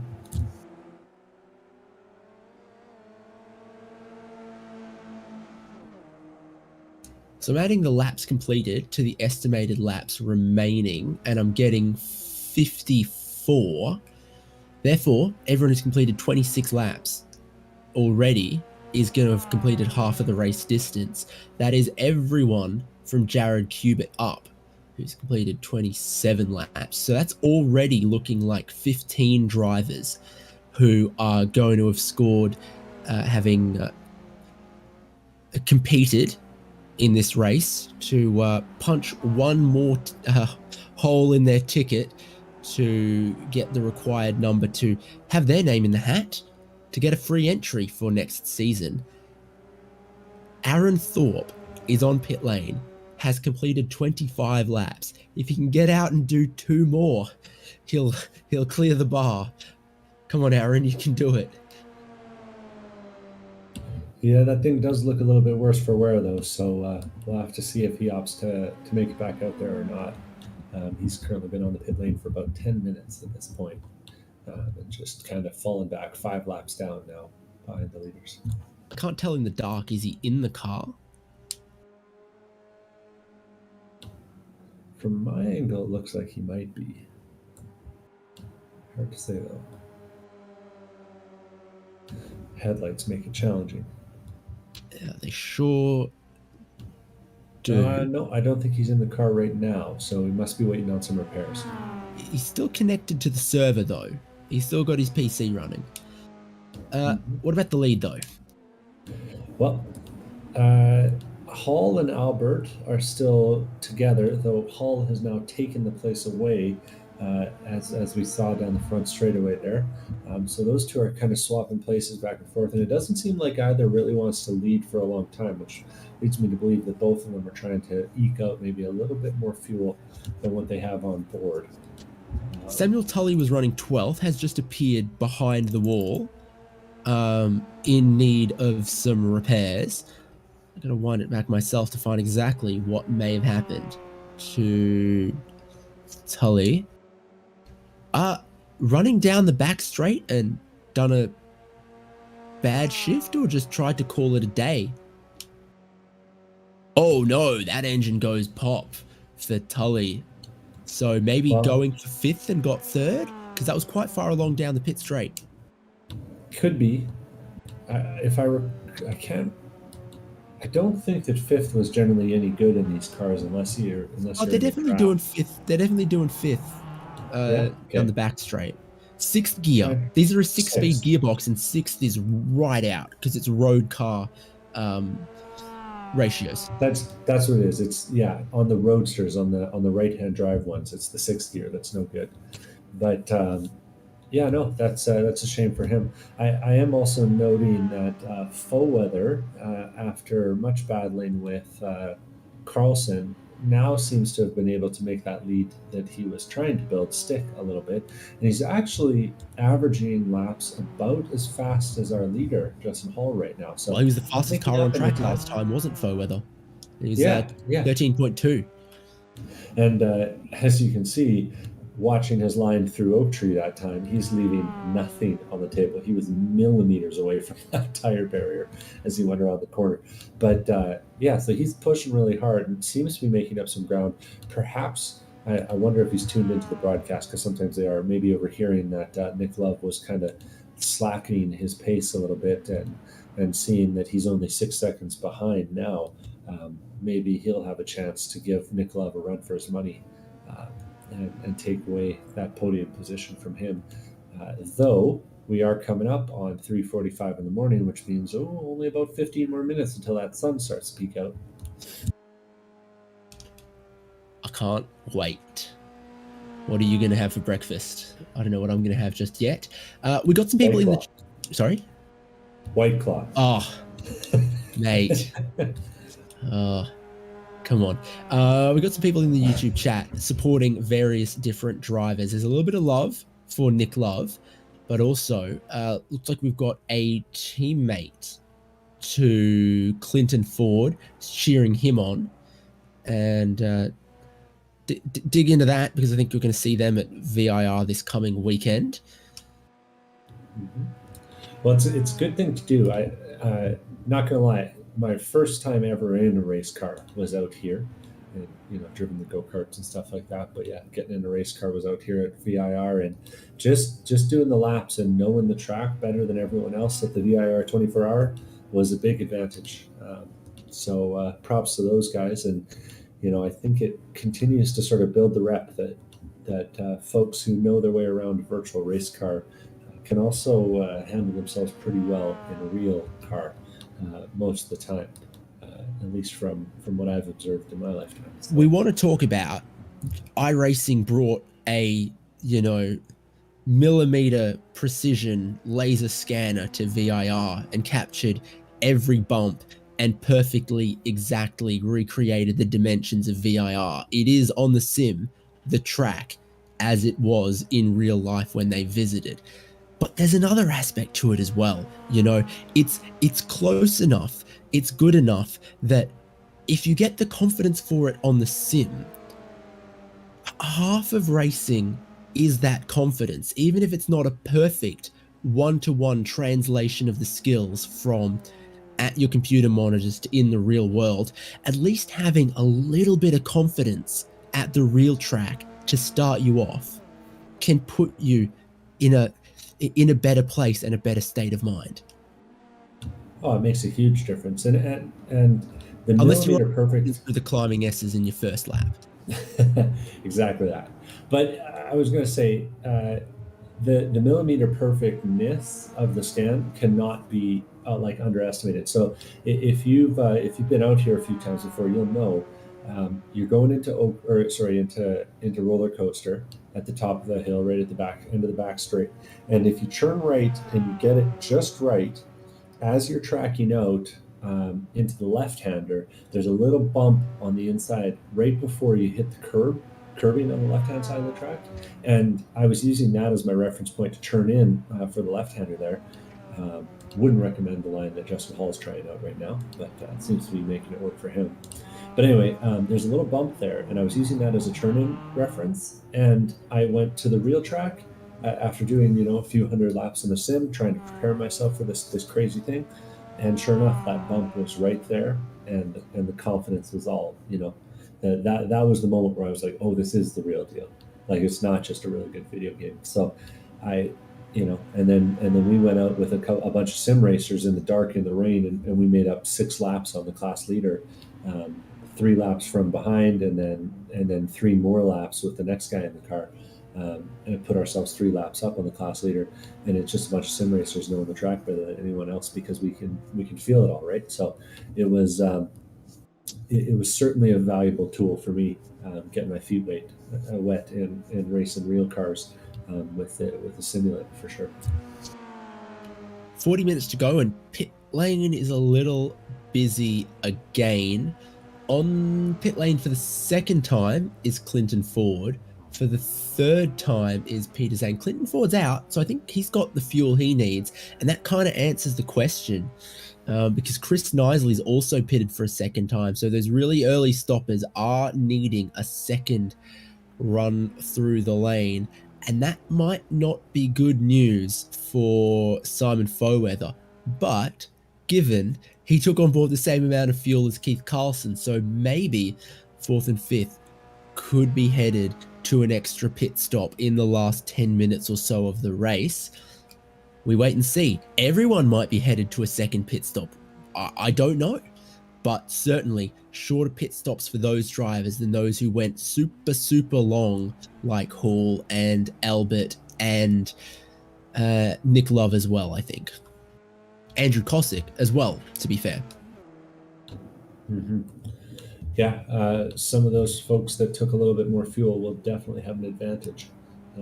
So I am also curious to see what the amount of fuel needed to add will be for the various drivers, because there are, just with the nature of this track, a lot of big straightaways heading into tight corners. it is really interesting how much fuel you can save at a place like this if you're being particularly conscientious of it. So I've kind of been guessing that's why we've seen Albert Hall switch spots a few times. You know, they're trying to not be the leader, if that makes sense, at this phase of the race. And sure enough, Alex Albert's right up on Justin's bumper. He could have had that spot if he wanted, but he didn't want it, and he's staying behind again. Then this is a game we've seen Alex Albert play before with great success for him, the winningest driver in the ChampCar iRacing Series history.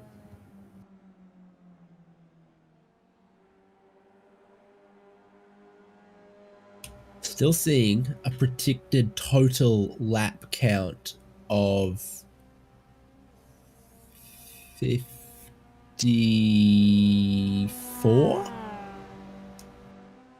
which again would make 27 laps, the halfway point of this race, and Aaron Thorpe is still on pit lane and 2 laps short of that. But everyone from there above, 15 drivers, have definitely completed enough laps and are still running. We'll see if we get Peter Zhang again, given it's his 3rd time on the pit lane. He might have run out of spare cars for this one.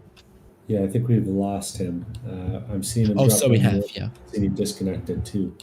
So I'm thinking all out of spare cars, barring some sort of miracle, we might not see him out on track again. But hey, he hit that 50% threshold, and that's all you really need to hit if you're not competing for the championship. So he's kind of done what he needed to do. Wonder what kind of hat all the names are going to go into at the end of this year to get drawn.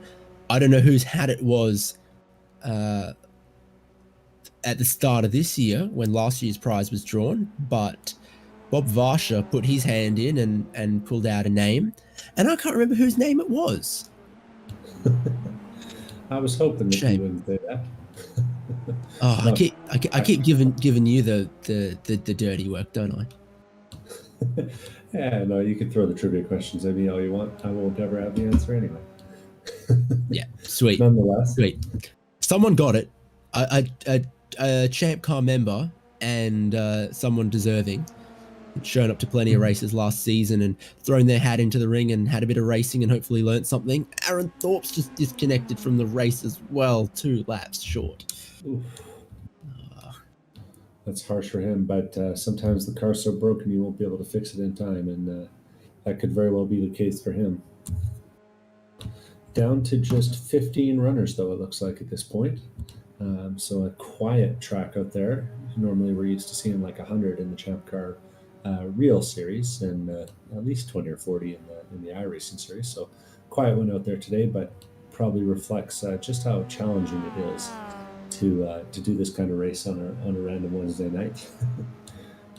Fair amount of commitment necessary.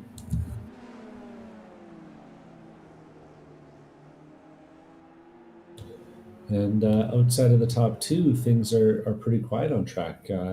Faux Weather was making some ground on Nick Love, but has recently begun to lose some of that ground, only making about,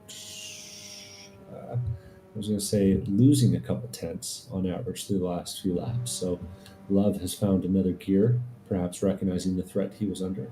Carlson, in the meantime, has dropped back to about 7 seconds behind Faux Weather at our last count. So that's your top 5. Side by side for the lead here towards the climbing S's. Albert's having a look, and they're going to go side by side up the hill. They're going side by side up the hill. 1 apex, 2 apex, 3 apexes, 4. How about for 5? They're going for 5. Albert down the inside, all around the outside is going to hold on to it. Not the fastest way around this track, but they are 30 seconds clear of anyone else at the moment. And I was expecting tragedy, but Hall is going to hold on to the race lead. Yeah, plenty of space given, but apparently Alex Albert's getting tired of being in second place. Feels like he's got a little bit more in the tank because he was plenty aggressive, and that's a risky spot to try and make an overtake, especially at 4 in the morning or 5 in the morning when the other guy might not see it coming until too late. Lines him up again. He sure will. That's the left-hand side. They're level again as they go into the braking to the roller coaster. Can you go around the outside there? Can you? He's going to try. I don't like the look of this, but it's their prerogative how they want to battle. Either of them could, put their hand up and say, nope, you go ahead at any point. And the answer is that Albert's going to take the lead away because Hall got in there a little deep, bounced across the apex of hog pin, jumped across the curbing on the exit and ate a little bit of dirt, just like the pigs that it's so named after. Well, and that was pretty much. I'm not like I can't say that Alex was expecting that outcome, but if you were trying, like if you could expect that outcome, that's about as optimal as it can be because now not only does he have the spot, he's also got a 2.5 second back to Justin Hall, which should help protect him from any potential drafting shenanigans that could be inbound. In the meantime, the battle for 4th and 5th is heated back up again because Foweather seems to have made some sort of mistake. Looks like he's actually going straight to the pits this time. And I wonder if it's Keith Carlson's coming by. No, he was slow that lap. I got to think that there was some sort of off-track excursion. I'm going back to look for it. Yeah, sure enough, going into Oak Tree that time, he got it wrong, ran a little bit wide, and that off-camber dirt, he just put it into the outside wall and pretty much immediately started driving the car like he was heading back to the pits.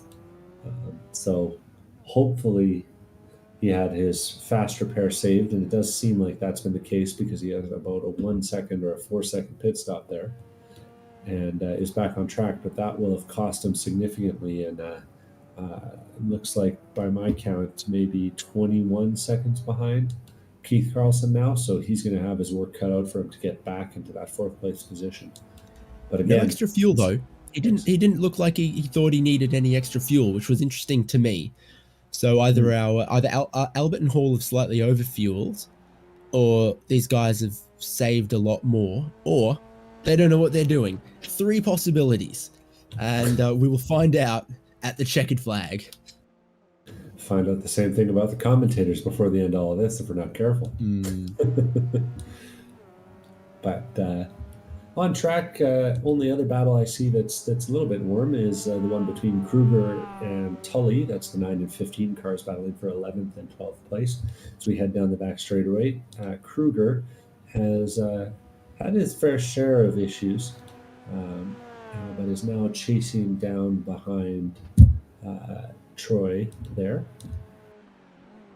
trying to make up some ground. And I would say that generally Kruger has been the faster driver, though not always consistency-wise. Certainly using all the track limits. And one quirk of the iRacing model is that you can see the dust coming off the car behind when they're going on dirty parts of the track or dirty parts of the off-track, depending on. You can even get a little bit of it stuck to your windscreen after long enough. It's mainly sort of discarded rubber and stuff that you end up with on your windscreen if you spend a long stint in an endurance race tucked up behind a bunch of other cars. But you can get to your first pit stop and then go, oh, that's a lot cleaner. I didn't notice it getting dirty across the half an hour. But once it gets clean in 5 seconds, you notice that they had been modeling and simulating dust and dirt and oil and tire rubber and whatever getting flicked up against your car. Yeah, absolutely. Kruger's getting a little bit closer here, but he doesn't seem to have found the opportunity that he wants to make a move on Troy just yet.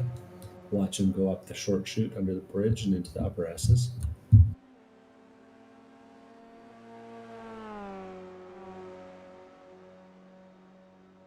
Keith Carlson's just pitted for the second time and taken a bit of fuel. He had the same stop time first time around as Foweather. Foweather's taken that repair and not taken any extra fuel. So I gotta wonder what precisely is going on there. And still, with all of that, the combined stop time for Carlson from stop 1 and stop 2 still longer than either Albert or Hall. Is that why Albert has been saving quite a lot, quite heavily? Is he's looking to make this one stop by saving big time in the middle? Also, look at that sunrise. And look at Kruger slipstreaming off Isidore down the back straight. Sun illuminating the horizon around them. nose in front for Kruger, trying to break deeper into the roller coaster, and he's going to do a good job of it because Isidore got a little scared and almost got onto the grass there as well. But anytime that you go too wide towards that braking zone and cleanly make it out the exit is a beautiful new day. Yeah, and and a pro tip for ChampCar racers going out for their first race at VIR: tell your boss you want the car owner that you want the 4 to 6 a.m. stint, because it really is something pretty seeing that sun pop up, or the twilight start to come up over the horizon. Gives a little bit of a, an aesthetically pleasing edge to an otherwise brutal task inside the car. Isidore, though, seems to be getting closer again to the back of Kruger, so this might not be all done yet.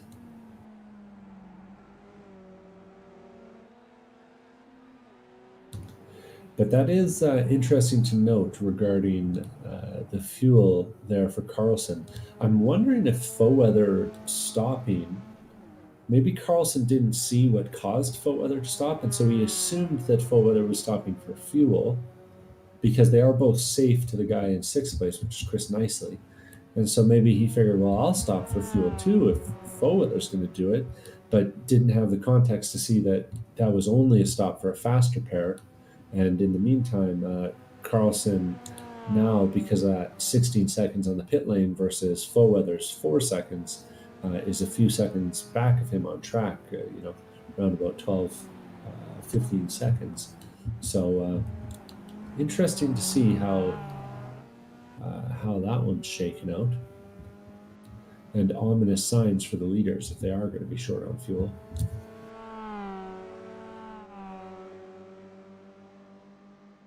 Could that explain some of Nick Love's pace? Maybe he was really, really fuel saving it in the middle there, in the dark.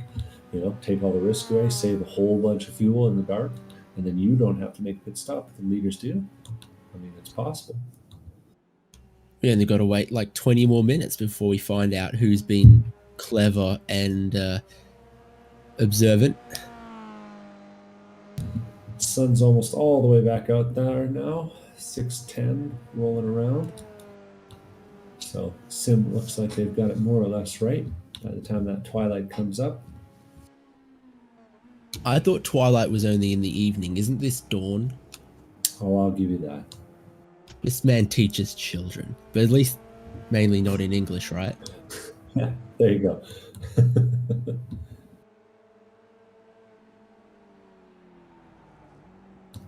Meanwhile, though, things have spread out.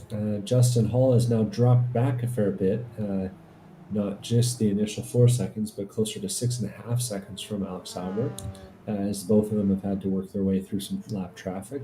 Nick Love 31 seconds behind Alex Albert, Simon Foweather minute 10, and Keith Carlson a minute 25.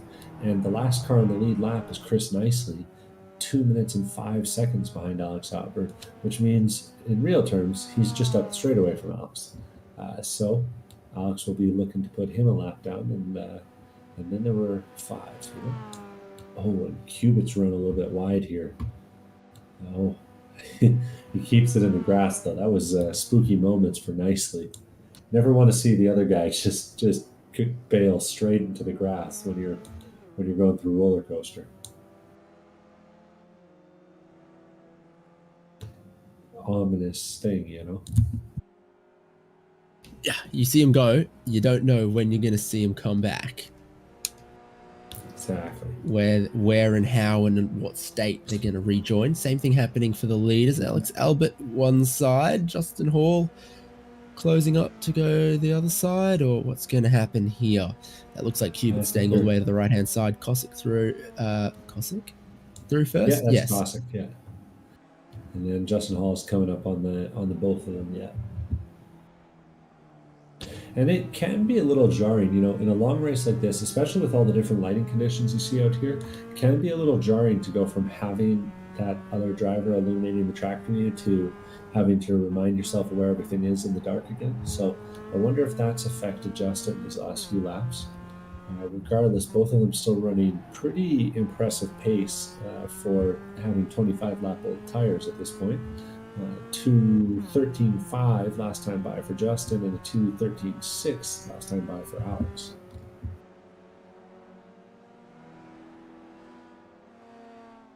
So no one's setting personal best pace except Mark Kruger, whose last lap was a PB. Just trying to see if anyone else is really settling into the pace now. There's more visibility and they've had a lot more laps under their belt. I was going to say, Foweather hasn't been averaging much faster than the other guys, but he did run the fastest lap last time by with a 2:13.2, but he's come back around this time and run a 2:13.7. So pretty consistently with the leaders, albeit with a few mistakes here and there. But he's going to need a little bit more than that to go and chase down Nick Love. Though last time by, Nick Love did only run a 2:14.9. So, you know, it's getting to that phase where it really starts to feel like, oh, and speak of the devil, I just talked about Nick Love, and now he's gone off track at Oak Tree, and this is going to cost him a lot. He had a little off track between Left Hook and NASCAR not long ago either. So are the front tires given up? This is some of the longest runs on tires we've had this season in this car, because of course we do change between the Mazda Miata NC MX-5 and the street stock and the Volkswagen Jetta. But, you know, it hasn't been super hot track temperatures overnight. Obviously, it's been quite cool. But this is still, many drivers out there have been on their current set of tires over an hour. And fatigue will be setting in for the driver. And same for the tires. Yeah, it's absolutely a factor. And it tends to show up in exactly this kind of scenario. You know, you're spread out, you're battling the clock as much as you're battling the opponents. And you see strange things off in the distance, like if you're Nick Love and you see Jared Cubitt weaving around in the grass on the outside of the front straightaway there. But outside of those weird moments, you're really just in the rhythm, and sometimes the rhythm can pay off, and other times what about you the ribbon? lose yourself in the rhythm and go flying off the track. So it's important that these guys keep their heads on straight in this phase of the race. 20 minutes to go.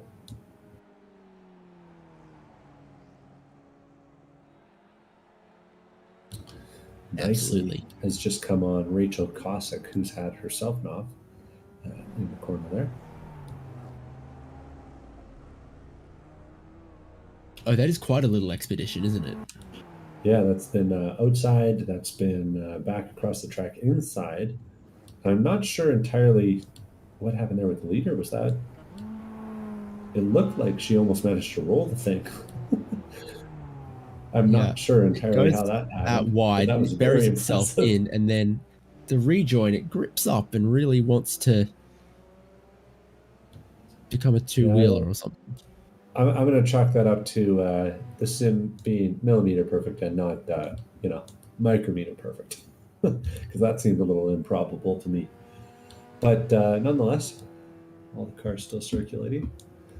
Justin not losing time. I'd actually say that he's gained some time this time by, and I'm thinking Alex was maybe a little held up, being careful around Rachel there.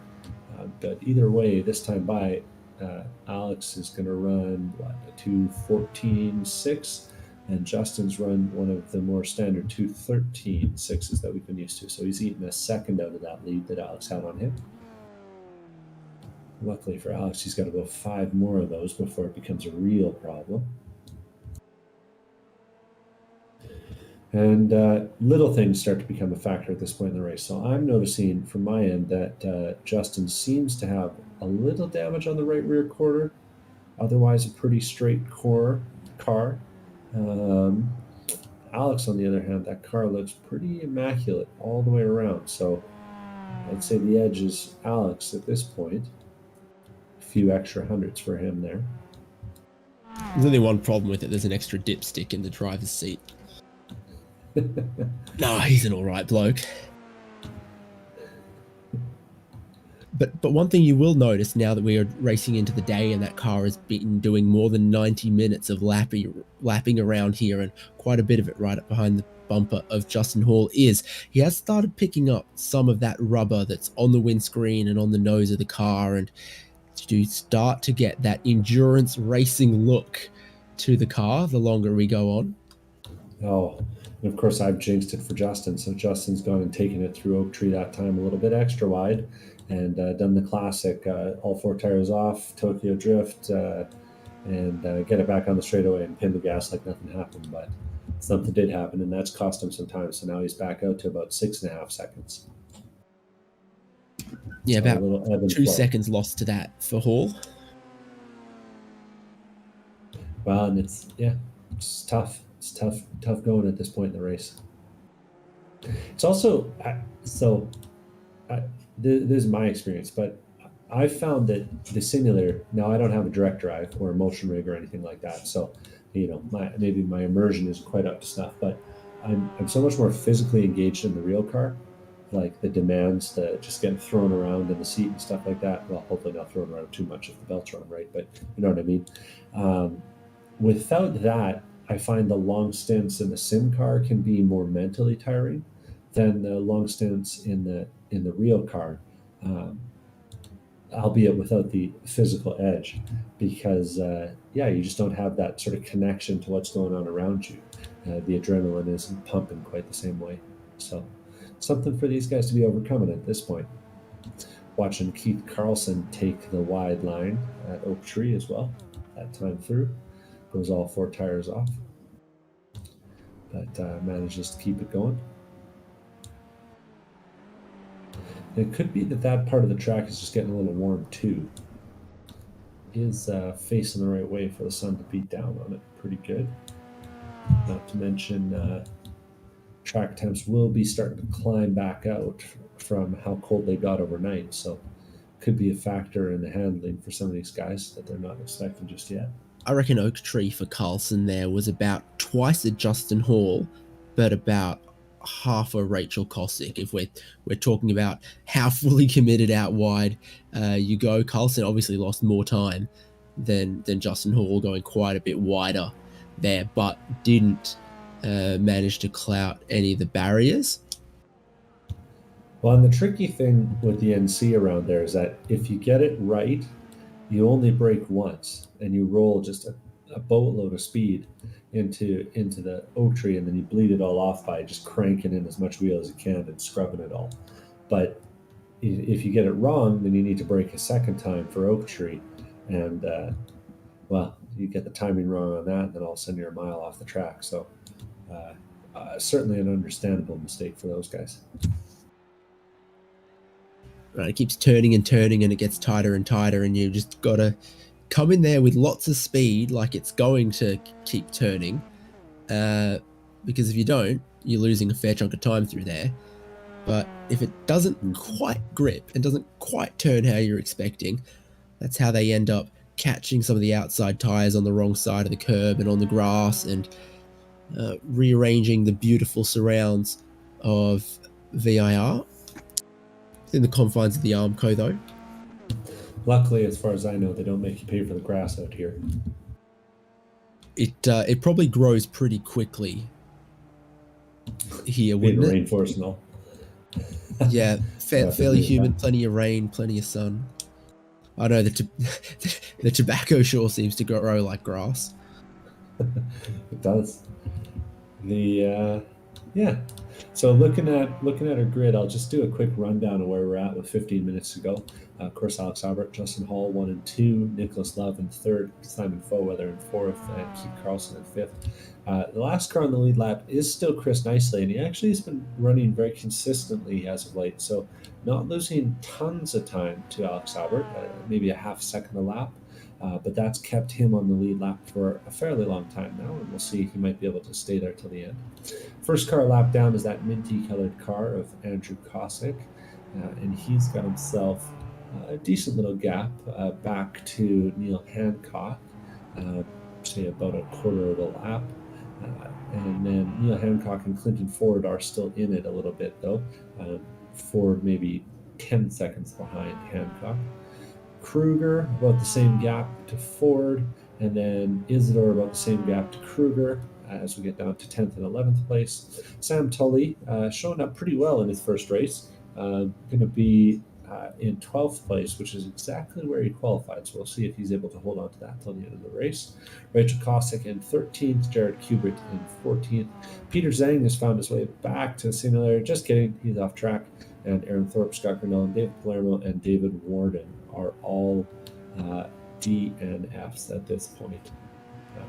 Foweather just pitted again to take some fuel that he didn't take when he had those repairs. So he's now had to make a third stop to cover the strategy of Keith Carlson, which was come through again and take more fuel. So for me, that means that means that if Albert, Hall, and Love are going to make this on one stop, they better have been saving early and saving a lot, because Carlson and Foweather have both taken combined fuel service closer to a minute 20. Probably talking now a gallon or two more than Albert and Hall and Love. That's curious though, because assuming Foweather came to a stop because of damage in his last stop, that means because he only came to a stop for 4 seconds. So assuming that he took no fuel on there, in theory, he did 59 and 12 seconds, which would be right around a minute 11, which is what Alex and Justin have on board. On the other hand, if he did take fuel and needed 16 seconds total of extra fuel, then that'll definitely come into play for Alex and Justin. They better been saving while they're running fast laps around here. So yeah, I'm curious to see how that one plays out. I can still imagine a world where Justin and Alex are going to be okay on fuel, though, especially with all the swapping they did earlier on this stint. And in the meantime, this means that Carlson and Foweather's battle has tightened back up, because now they come across the line about 3 seconds apart. And with a guy just ahead of you like that, and the big drafts that these cars are capable of holding, well, I don't expect it'll take long for Foweather to get to the back bumper of Carlson. Either way, though, Nicholas Love is pretty happy about it, I gotta expect, because that's given him about a half lap lead on those guys for 4th and 5th place. So his spot on the podium is relatively locked up, barring tragedy. So there is he's got plenty of time to pit if he needs to, and then still be in 3rd place. Mm-hmm. And given that he's gone 3 laps longer than the other guys ahead of him, 2 and 3 laps longer for Justin and Alex respectively, will potentially be a factor for him. Yeah, I wonder what we are going to see. Albert and Hall have started 6 laps to go, so it'll start becoming a really pressing issue for him right around here, right around now, won't it? Well, and they've both run very fast laps last time by, 2:13.04 and 2:13.06, which is just off their qualifying time. So, I mean, if I was a betting man, I would say that means the fuel's starting to get pretty low in those cars. So there is still a chance. And, if Nick Love has somehow managed to save some fuel in the night, like we thought we might have, or that, like I thought he might have, then maybe he's not stopping, and those two are going to have to stop and come back out in front of him. Who knows? So lots of stuff left to unfold here in the last 10 minutes of this race. Yep, keep your eyes on it. One of the other drivers in the top 10 there who hasn't made a second or additional stop for fuel, you've got Kosick in 7th and Hancock in 8th. Both of them went pretty deep on the first stint and took quite a lot of fuel at the pit stop, so they ought to be okay, but they're sandwiched between drivers who have made a second stop. Carlson and Foweather and Knisley in front of them, and Ford and Kruger behind, who also took extra fuel. So we'll see how they've been going. Foweather, new fastest lap of the race, and not even close. He smashed it out of the park. Yeah, that was the fastest lap we've seen, period, as he's chasing down Carlson ahead of him here. So getting the benefit of that draft and a light car and being a pretty good driver too has helped him out for that one. And now Carlson will be firmly in his sights in the last minute here, or last 9 minutes.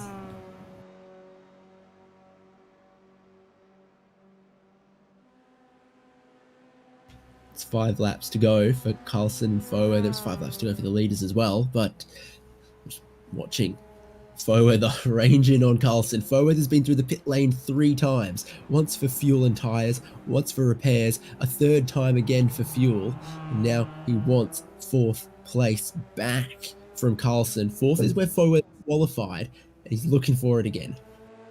Well, and you can tell both these guys maybe are used to the current version of the track in real life, because they both take that corner at Oak Tree like there's a whole bunch of runoff curb on the outside of that runoff curb on the exit, and there's not. So they're two wheels off and spinning the tires as they're accelerating out of there. Foeweather's crazy on the brakes. He's looking down the inside of the roller coaster. Carlson sees him, gives him a bit of room, but will maybe just be able to take that one back. And yeah, Foeweather rolls out of it here, but he was crazy deep on the brakes. Still got it to the apex, still made it work. He doesn't bounce across the apex curb at Hogpen quite so much, and that might help him on the pit straight a little further back for Foeweather, but into the slipstream of Carlson again, ranging up on him.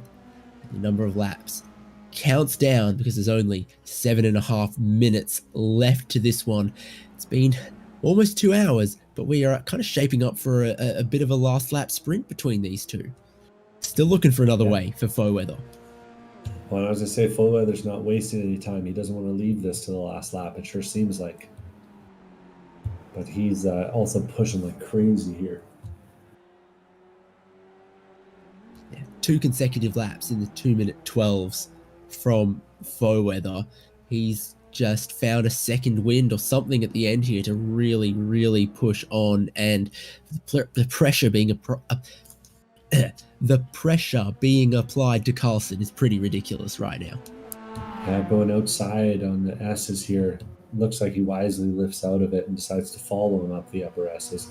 These things are sketchy, single file, and too wide. And like we've seen a few times today, is it's borderline a death wish, regardless of whether it's in the sim or in the real thing. Foeweather doesn't get quite the run through South Bend that Carlson does, but will close up under brakes and really seems to roll a little bit more than Carlson does through Oak Tree. Gets back to power, I'd say a smidge sooner, and is now in great position for this run up the back straight. Just got to make sure he grabs the correct gears in the correct order this time, but he did have quite the run, a lot of speed. I think he's to the side of the track that he wants to be as well, because that will give him the inside at the right-hander, even if he's a little bit around the outside for the left-hand kink that leads in towards. Carlson yet to fully back out of it, but he's on the brakes a little bit earlier, and the apex well and truly belongs to Simon Foeweather. He's up into 4th. Yeah, he didn't even have to wreck the guy to pass him. Insiders will note I'm still angry about Hamilton and Verstappen. But anyway, keep it going. 5 minutes left and 4 laps remaining as they cross the line this time. Indeed, that's right. See if Carlson has anything to give back to Foeweather now. Oh, and he got in there late on the brakes that time and actually had to dive out of the way of Foeweather, who got on the brakes a little bit earlier than I think Carlson was expecting. Looks like Simon's late braking habit is only when he's behind someone trying to get past him. Like a good short track racer. There you go. Justin, meanwhile, has managed to carve a little bit out of Alex over the last few laps. Now down to about 4.5 seconds as they come to the line this time by.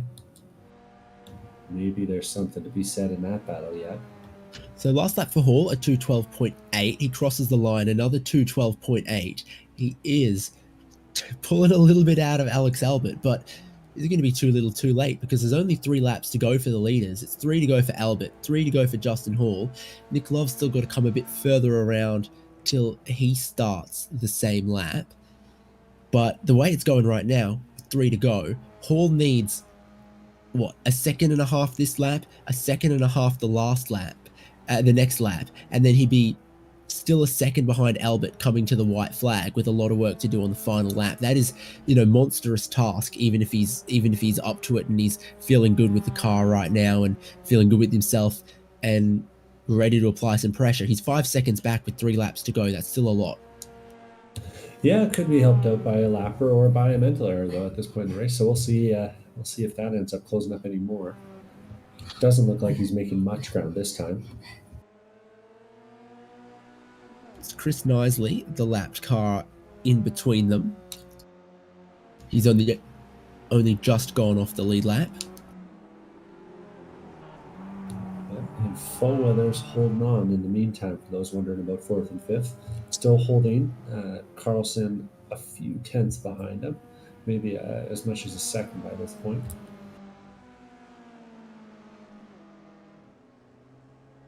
Oh, not even that.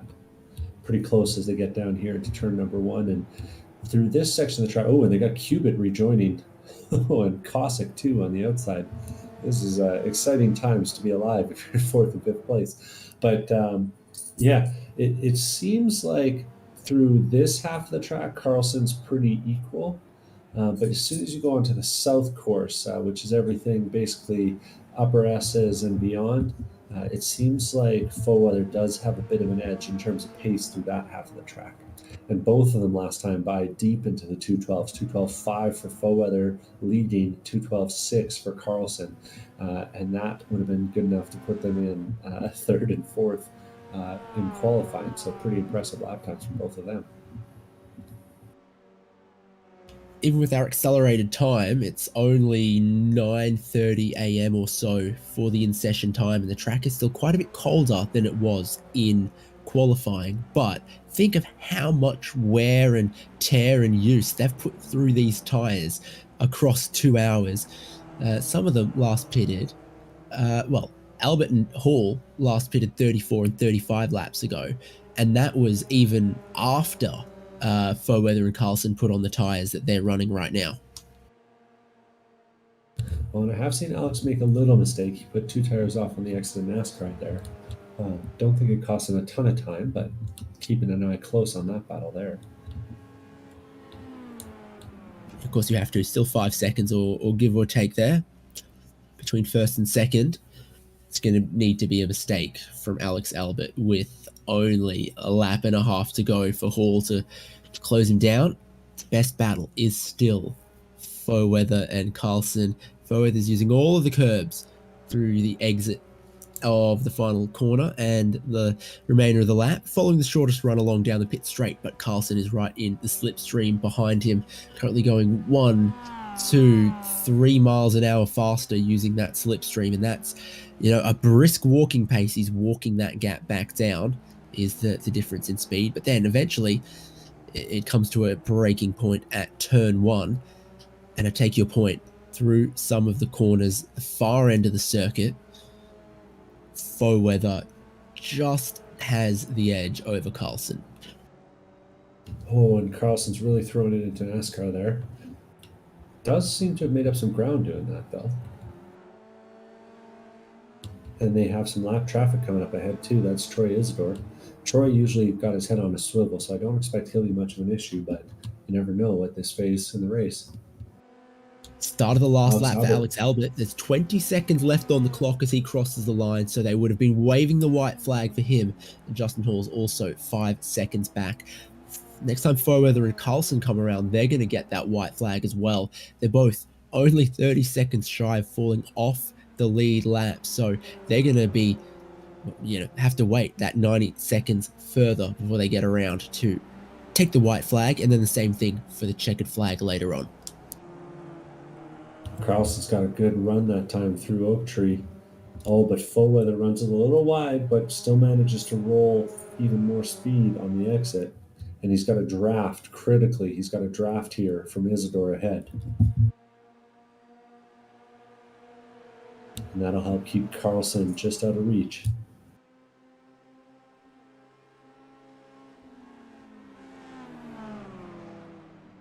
Oh, a little drama sketchy with Troy Isidore, I think, as they throw it in. There was some communication. I think they knew which side Isidore was going to stay to, but it's still not perfect. I think Fairweather's out of fuel. I heard the car spluttering as it went down the pit straight. He's slow. There's still one more lap for him to go, but I think Fairweather blew an engine earlier in the race, and now I think he's out of fuel. Is he going for pit in? He sure looks like he is. Instead of taking the white flag, he's taking the pit lane because there is no go juice left in that car for him. And that's just a heartbreaker for him. And I imagine he'll get to circulate around one more lap really slowly, but he'll be very disappointed. That's 2 weeks in a row that late in the race shenanigans have kind of cost him some points. And that's going to be a real hard one to come back from for him. He'll stay on the lead lap, though, because his pit box is past the finish line, and Alex Albert has come through the roller coaster at the finish of the 54th lap, and now through the hog pen, and he is 4 seconds clear of Justin Hall. Albert seems to have the fuel. He's going to make it on the one-stop strategy. He has a bit of a weave because he's well pleased with himself, and he is going to take the victory. Yeah, I'm not convinced he wasn't shaking it to find some fuel there as he coasts down into turn one. Either way, great effort from him. Hall in second, 3.8 seconds behind, did pick up quite a bit on that final lap, and Nick Love is looking to complete that podium.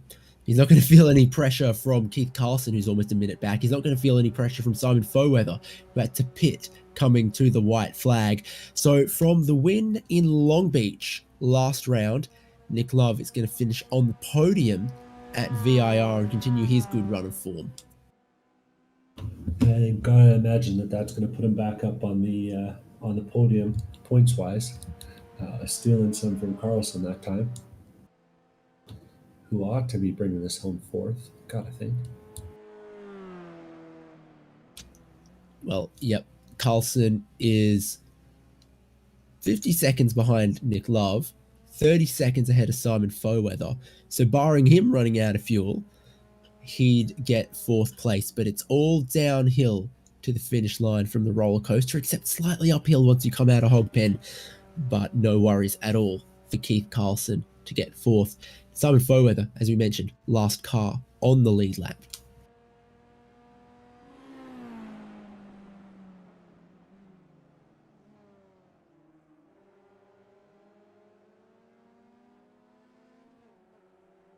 Knisley's already taken the checkered flag to give himself 6th, Cossack in 7th, and from there on down, they've taken the checkered flag. Rachel Cossack and Jared Cubitt also still need to take the checkered flag. Rachel Cossack in 13th, taking that right now, and Jared Cubitt in 14th, a lap behind Rachel Cossack, taking the checkered flag now. And there's Simon Fairweather, and do you feel that? Do you feel that? In your soul, in your guts, that frustration. Okay, so let's, Devon, run through our finishing order now that everyone has crossed the checkered flag. Yeah, first place goes to Alex Albert, and that'll be another win in his belt. I believe that's number 3 on the season for him. Justin Hall, close second, continues the streak of close but no wins. Nick Love in 3rd. Keith Carlson 4th, Simon Fairweather 5th. First car on the lead lap is a lap down is Chris Nicely, Andrew Cossack, Neil Hancock, Clinton Ford, Mark Kruger, Troy Isidore, Sam Tully, Rachel Cossack, Jarrett Cubitt, rounding out the folks who finished, I believe, mandatory distance. Correction. It looks like Peter Zhang will be the last one who finished the 50% requirement, with Aaron Thorpe, Scott Grinnell, David Palermo, and David Warden all getting DNFs. So, strong effort out there today. Do we got anyone that needs an interview, Haynes? Great question. Do we? I think we do. Firstly, 1 point though, 54 laps of VIR is 54 roller coasters, which is exactly 3 Cedar points if we're going to measure in that way. There you have it. Okay, we have our full podium complement. So I am going to start with third place man, Nick Love. And Mr. Love, from the win at Long Beach, third here at VIR, that's a good haul of points 2 rounds in a row. Nick Love, do we have you?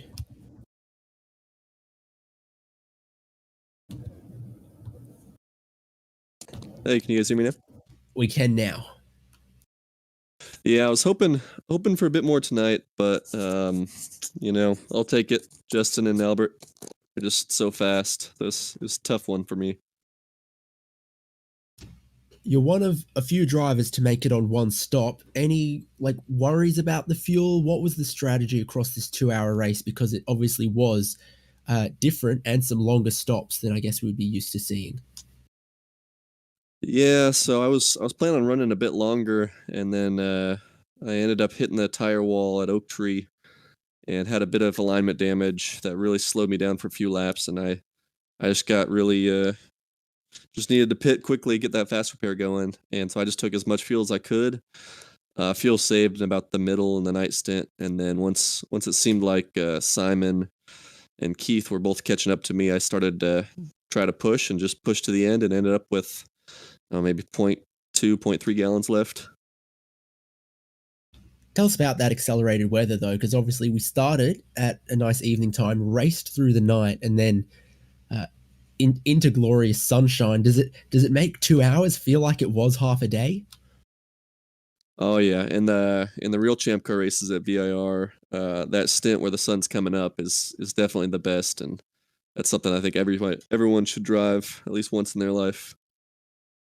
Do you know what? If you go back and watch today's broadcast, Devin Peters has, I think, already made that point verbatim. So I'm hearing 2 data points that say I've got to sign up for that at some point in my life. Does it match in the sim? At least a little bit of that real world feeling, the way the sun rises. Oh yeah, I think it actually, it's pretty impressive how they've got it. I think one of the cars went straight off once the sun started to come up because you just couldn't see the track anymore. So it's just really impressive. I'm excited to see what else iRacing can do here soon. Got to wear your sunglasses on the sim, or get those transition lenses or whatever it is. Congrats on a podium, and I guess obviously aside from hitting that wall, a relatively clean race given the conditions and the real endurance nature of this round. Final thoughts about VIR and your race today? Well, for anyone going to the VIR 24-hour race, good luck. That's a challenge. And thanks, guys. Short and sweet. See you next round at Motorsport Park, hopefully. It wasn't a yes, but it wasn't a no from Nick Love. So Devin Peters, you should have Justin Hall from second. Sure enough, I've got him. Justin, it looked like you and Alex kind of had the pace of the field there. A real hot qualifying lap and a long first stint for you, but ends up in second place. How was that? Yeah, Alex and I were working together on the qualifying. Obviously, Nicholas Love and Simon put up some really quick times, so we worked together. And yeah, credit to him for allowing me to get the pole lap, which was nice. Um, Bit of a messy start, and then yeah, just I'm happy with second place, but frustrated by the 35 odd mistakes I made during the race. Well, it did seem like things got challenging once the sun went down. I noticed you and Alex both go off a few times. Anything in particular leading to that? Especially when it gets dark. South Bend, I think I, went off there about 20 times. It's just so easy to either turn in too early or too late, and in both cases, you're going to be going off course. Other than that, I was having issues with the downshift, so that kind of extended my braking points a bit farther than I would have liked, which yeah, wasn't great. But still happy with where I ended up. Well, and props to you. I mean, another week, another race, and you're still in second place in the points after all that. Only trailing Alex by a little bit, but you'll probably need to rack some wins up if you want to get yourself into championship lead there. Any tracks you're looking forward to coming up? We got Canadian Tire, Mosport. We got Mid Ohio, Laguna Seca. Anything you think you got an edge on? Um, y- yeah, I'm gonna have to find it. Because like you said, I'm gonna need some wins and need him to finish farther down the order after all the drops get considered to really have a shot. I'm a big fan of Mosport, so definitely looking forward to that. Sebring is another one. I know I think later on with the street stocks. That's a home track and a fan of the street stock, so hoping to maybe get a win out there as well. We'll see. Well, I'll send some friendly mooses your way from Mosport. Anyone you need to thank for this week? Yeah, big thanks to my lovely wife. It's her birthday today, and all her love and support and allowing me to do this. So yeah, to her and also to you guys for everything that you guys do. Cheers. See ya. Let's never schedule a 2-hour race on his wife's birthday again. Amen. And with that, let's go to the top step of the podium. Alex Albert, second on the grid, spent a lot of that night time shining your headlights into the rear vision mirrors of Justin Hall, maybe saving a bit of fuel there as well. What was the point where you felt like you could win this race? I guess it was when I finally got away there. Just around dawn. Justin made a little bit of a mistake. I think the gap got out to 4, 5, 6 seconds, and then that's whenever I finally thought maybe I would be able to do this. Always had confidence that might be able to get it done, but it was going to be a tough battle. Justin was certainly fighting hard tonight. He had a lot of good pace, and just really glad to come home with the win. It was a really tough race. Obviously our longest one of the season, and you could really feel it. You're gonna have to crack even more cans in celebration then, or whatever. Put yourself straight. Just like, you know what? Yeah, there we go. Yeah, don't shake it up and spray it everywhere because we can't see that on the broadcast. But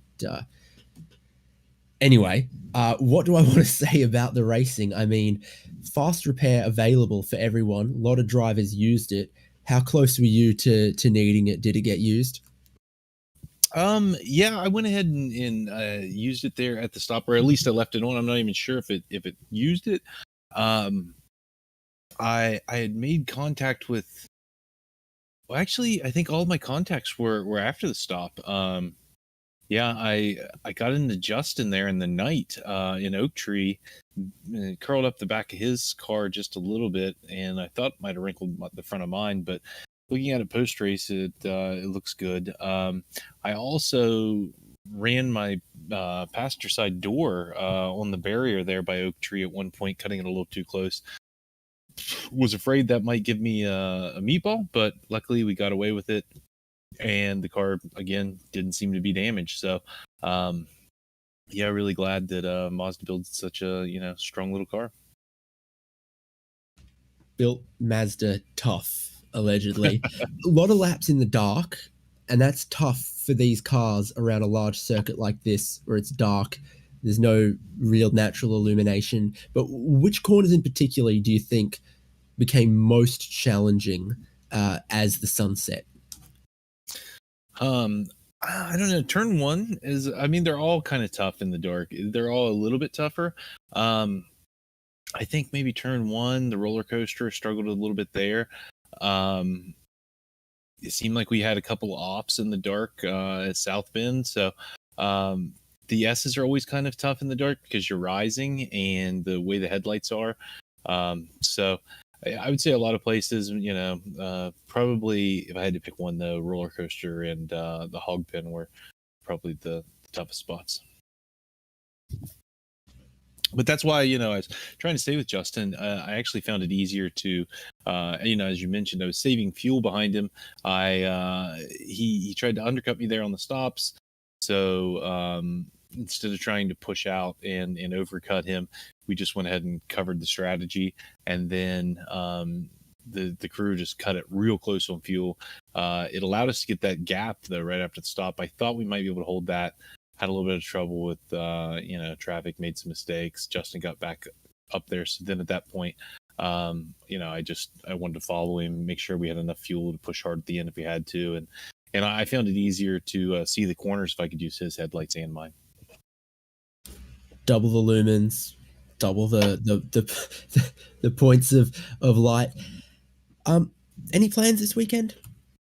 Yeah, actually, I will be attending the ChampCar. Just kidding, don't care. No, go on. The ChampCar endurance race at VIR, the real life companion to this event. I will be there racing with the Pinkies Out squad. We're in the 146 and the 246. Not sure which car I'll be in. Traditionally, I've driven the 146. And as a reminder, we won Watkins Glen in that car. Hopefully, we can back that up with a win at VIR. Chris's cars are always well prepared. He's the defending champion last year. I think it was 246 and 146 for the 1 and 2. So hopefully we can repeat that result. Maybe even switch the cars around the other order. But should be a lot of fun. We got a lot of great drivers, and it's a tough race. Though it's a long way, really hard on the cars, hard on the crews. So should be a lot of fun. Be good to get back to the track and see everyone's faces and talk to all the people again. Say something for the good folk watching on HJBC to bring us home. Well, I just want to first of all, I want to dedicate this win to my daughter. It's her birthday next week, and so this one's for her. And I'd also like to give my special birthday wishes to the second place finisher tonight, Justy. He shares a birthday with my daughter, and that they'll both be getting a year older next week. And Justin's beautiful bride, everyone's favorite Double E. It was her birthday tonight, and she was gracious enough to allow Justin to race. So thanks, E, and happy birthday, everyone. I got nothing else. Congrats on the win, Alex. Hey, thanks, David. Thanks for the broadcast, and hey, Devin. Hey, Derby. All right, let's bring it home now. From VIR, this has been round 10 of the ChampCar iRacing series. Our podium once again, Alex Albert, Justin Hall, and Nick Love. Thank you, everyone, for joining us for this broadcast. Next round, we come at you from Mosport Park in Canada in the street stock with a big V8 on August 25, and you'll see that here on YouTube on the Huge Ass account. You can also join us to race any round. You can join us. It's never too late. Go to forum.champcar.org. Right at the top of the forum in the iRacing section, all the information is there. Every bit of tip and information you might need to get into iRacing for the first time, to find our league on iRacing, or to join us in the iRacing series. I've been David Haynes, Devin Peters with me, Michael Derby with the cameras and the production, and we thank you for joining us for 2 hours of VIR. We'll see you at Canadian Tire Motorsport Park, August 25th.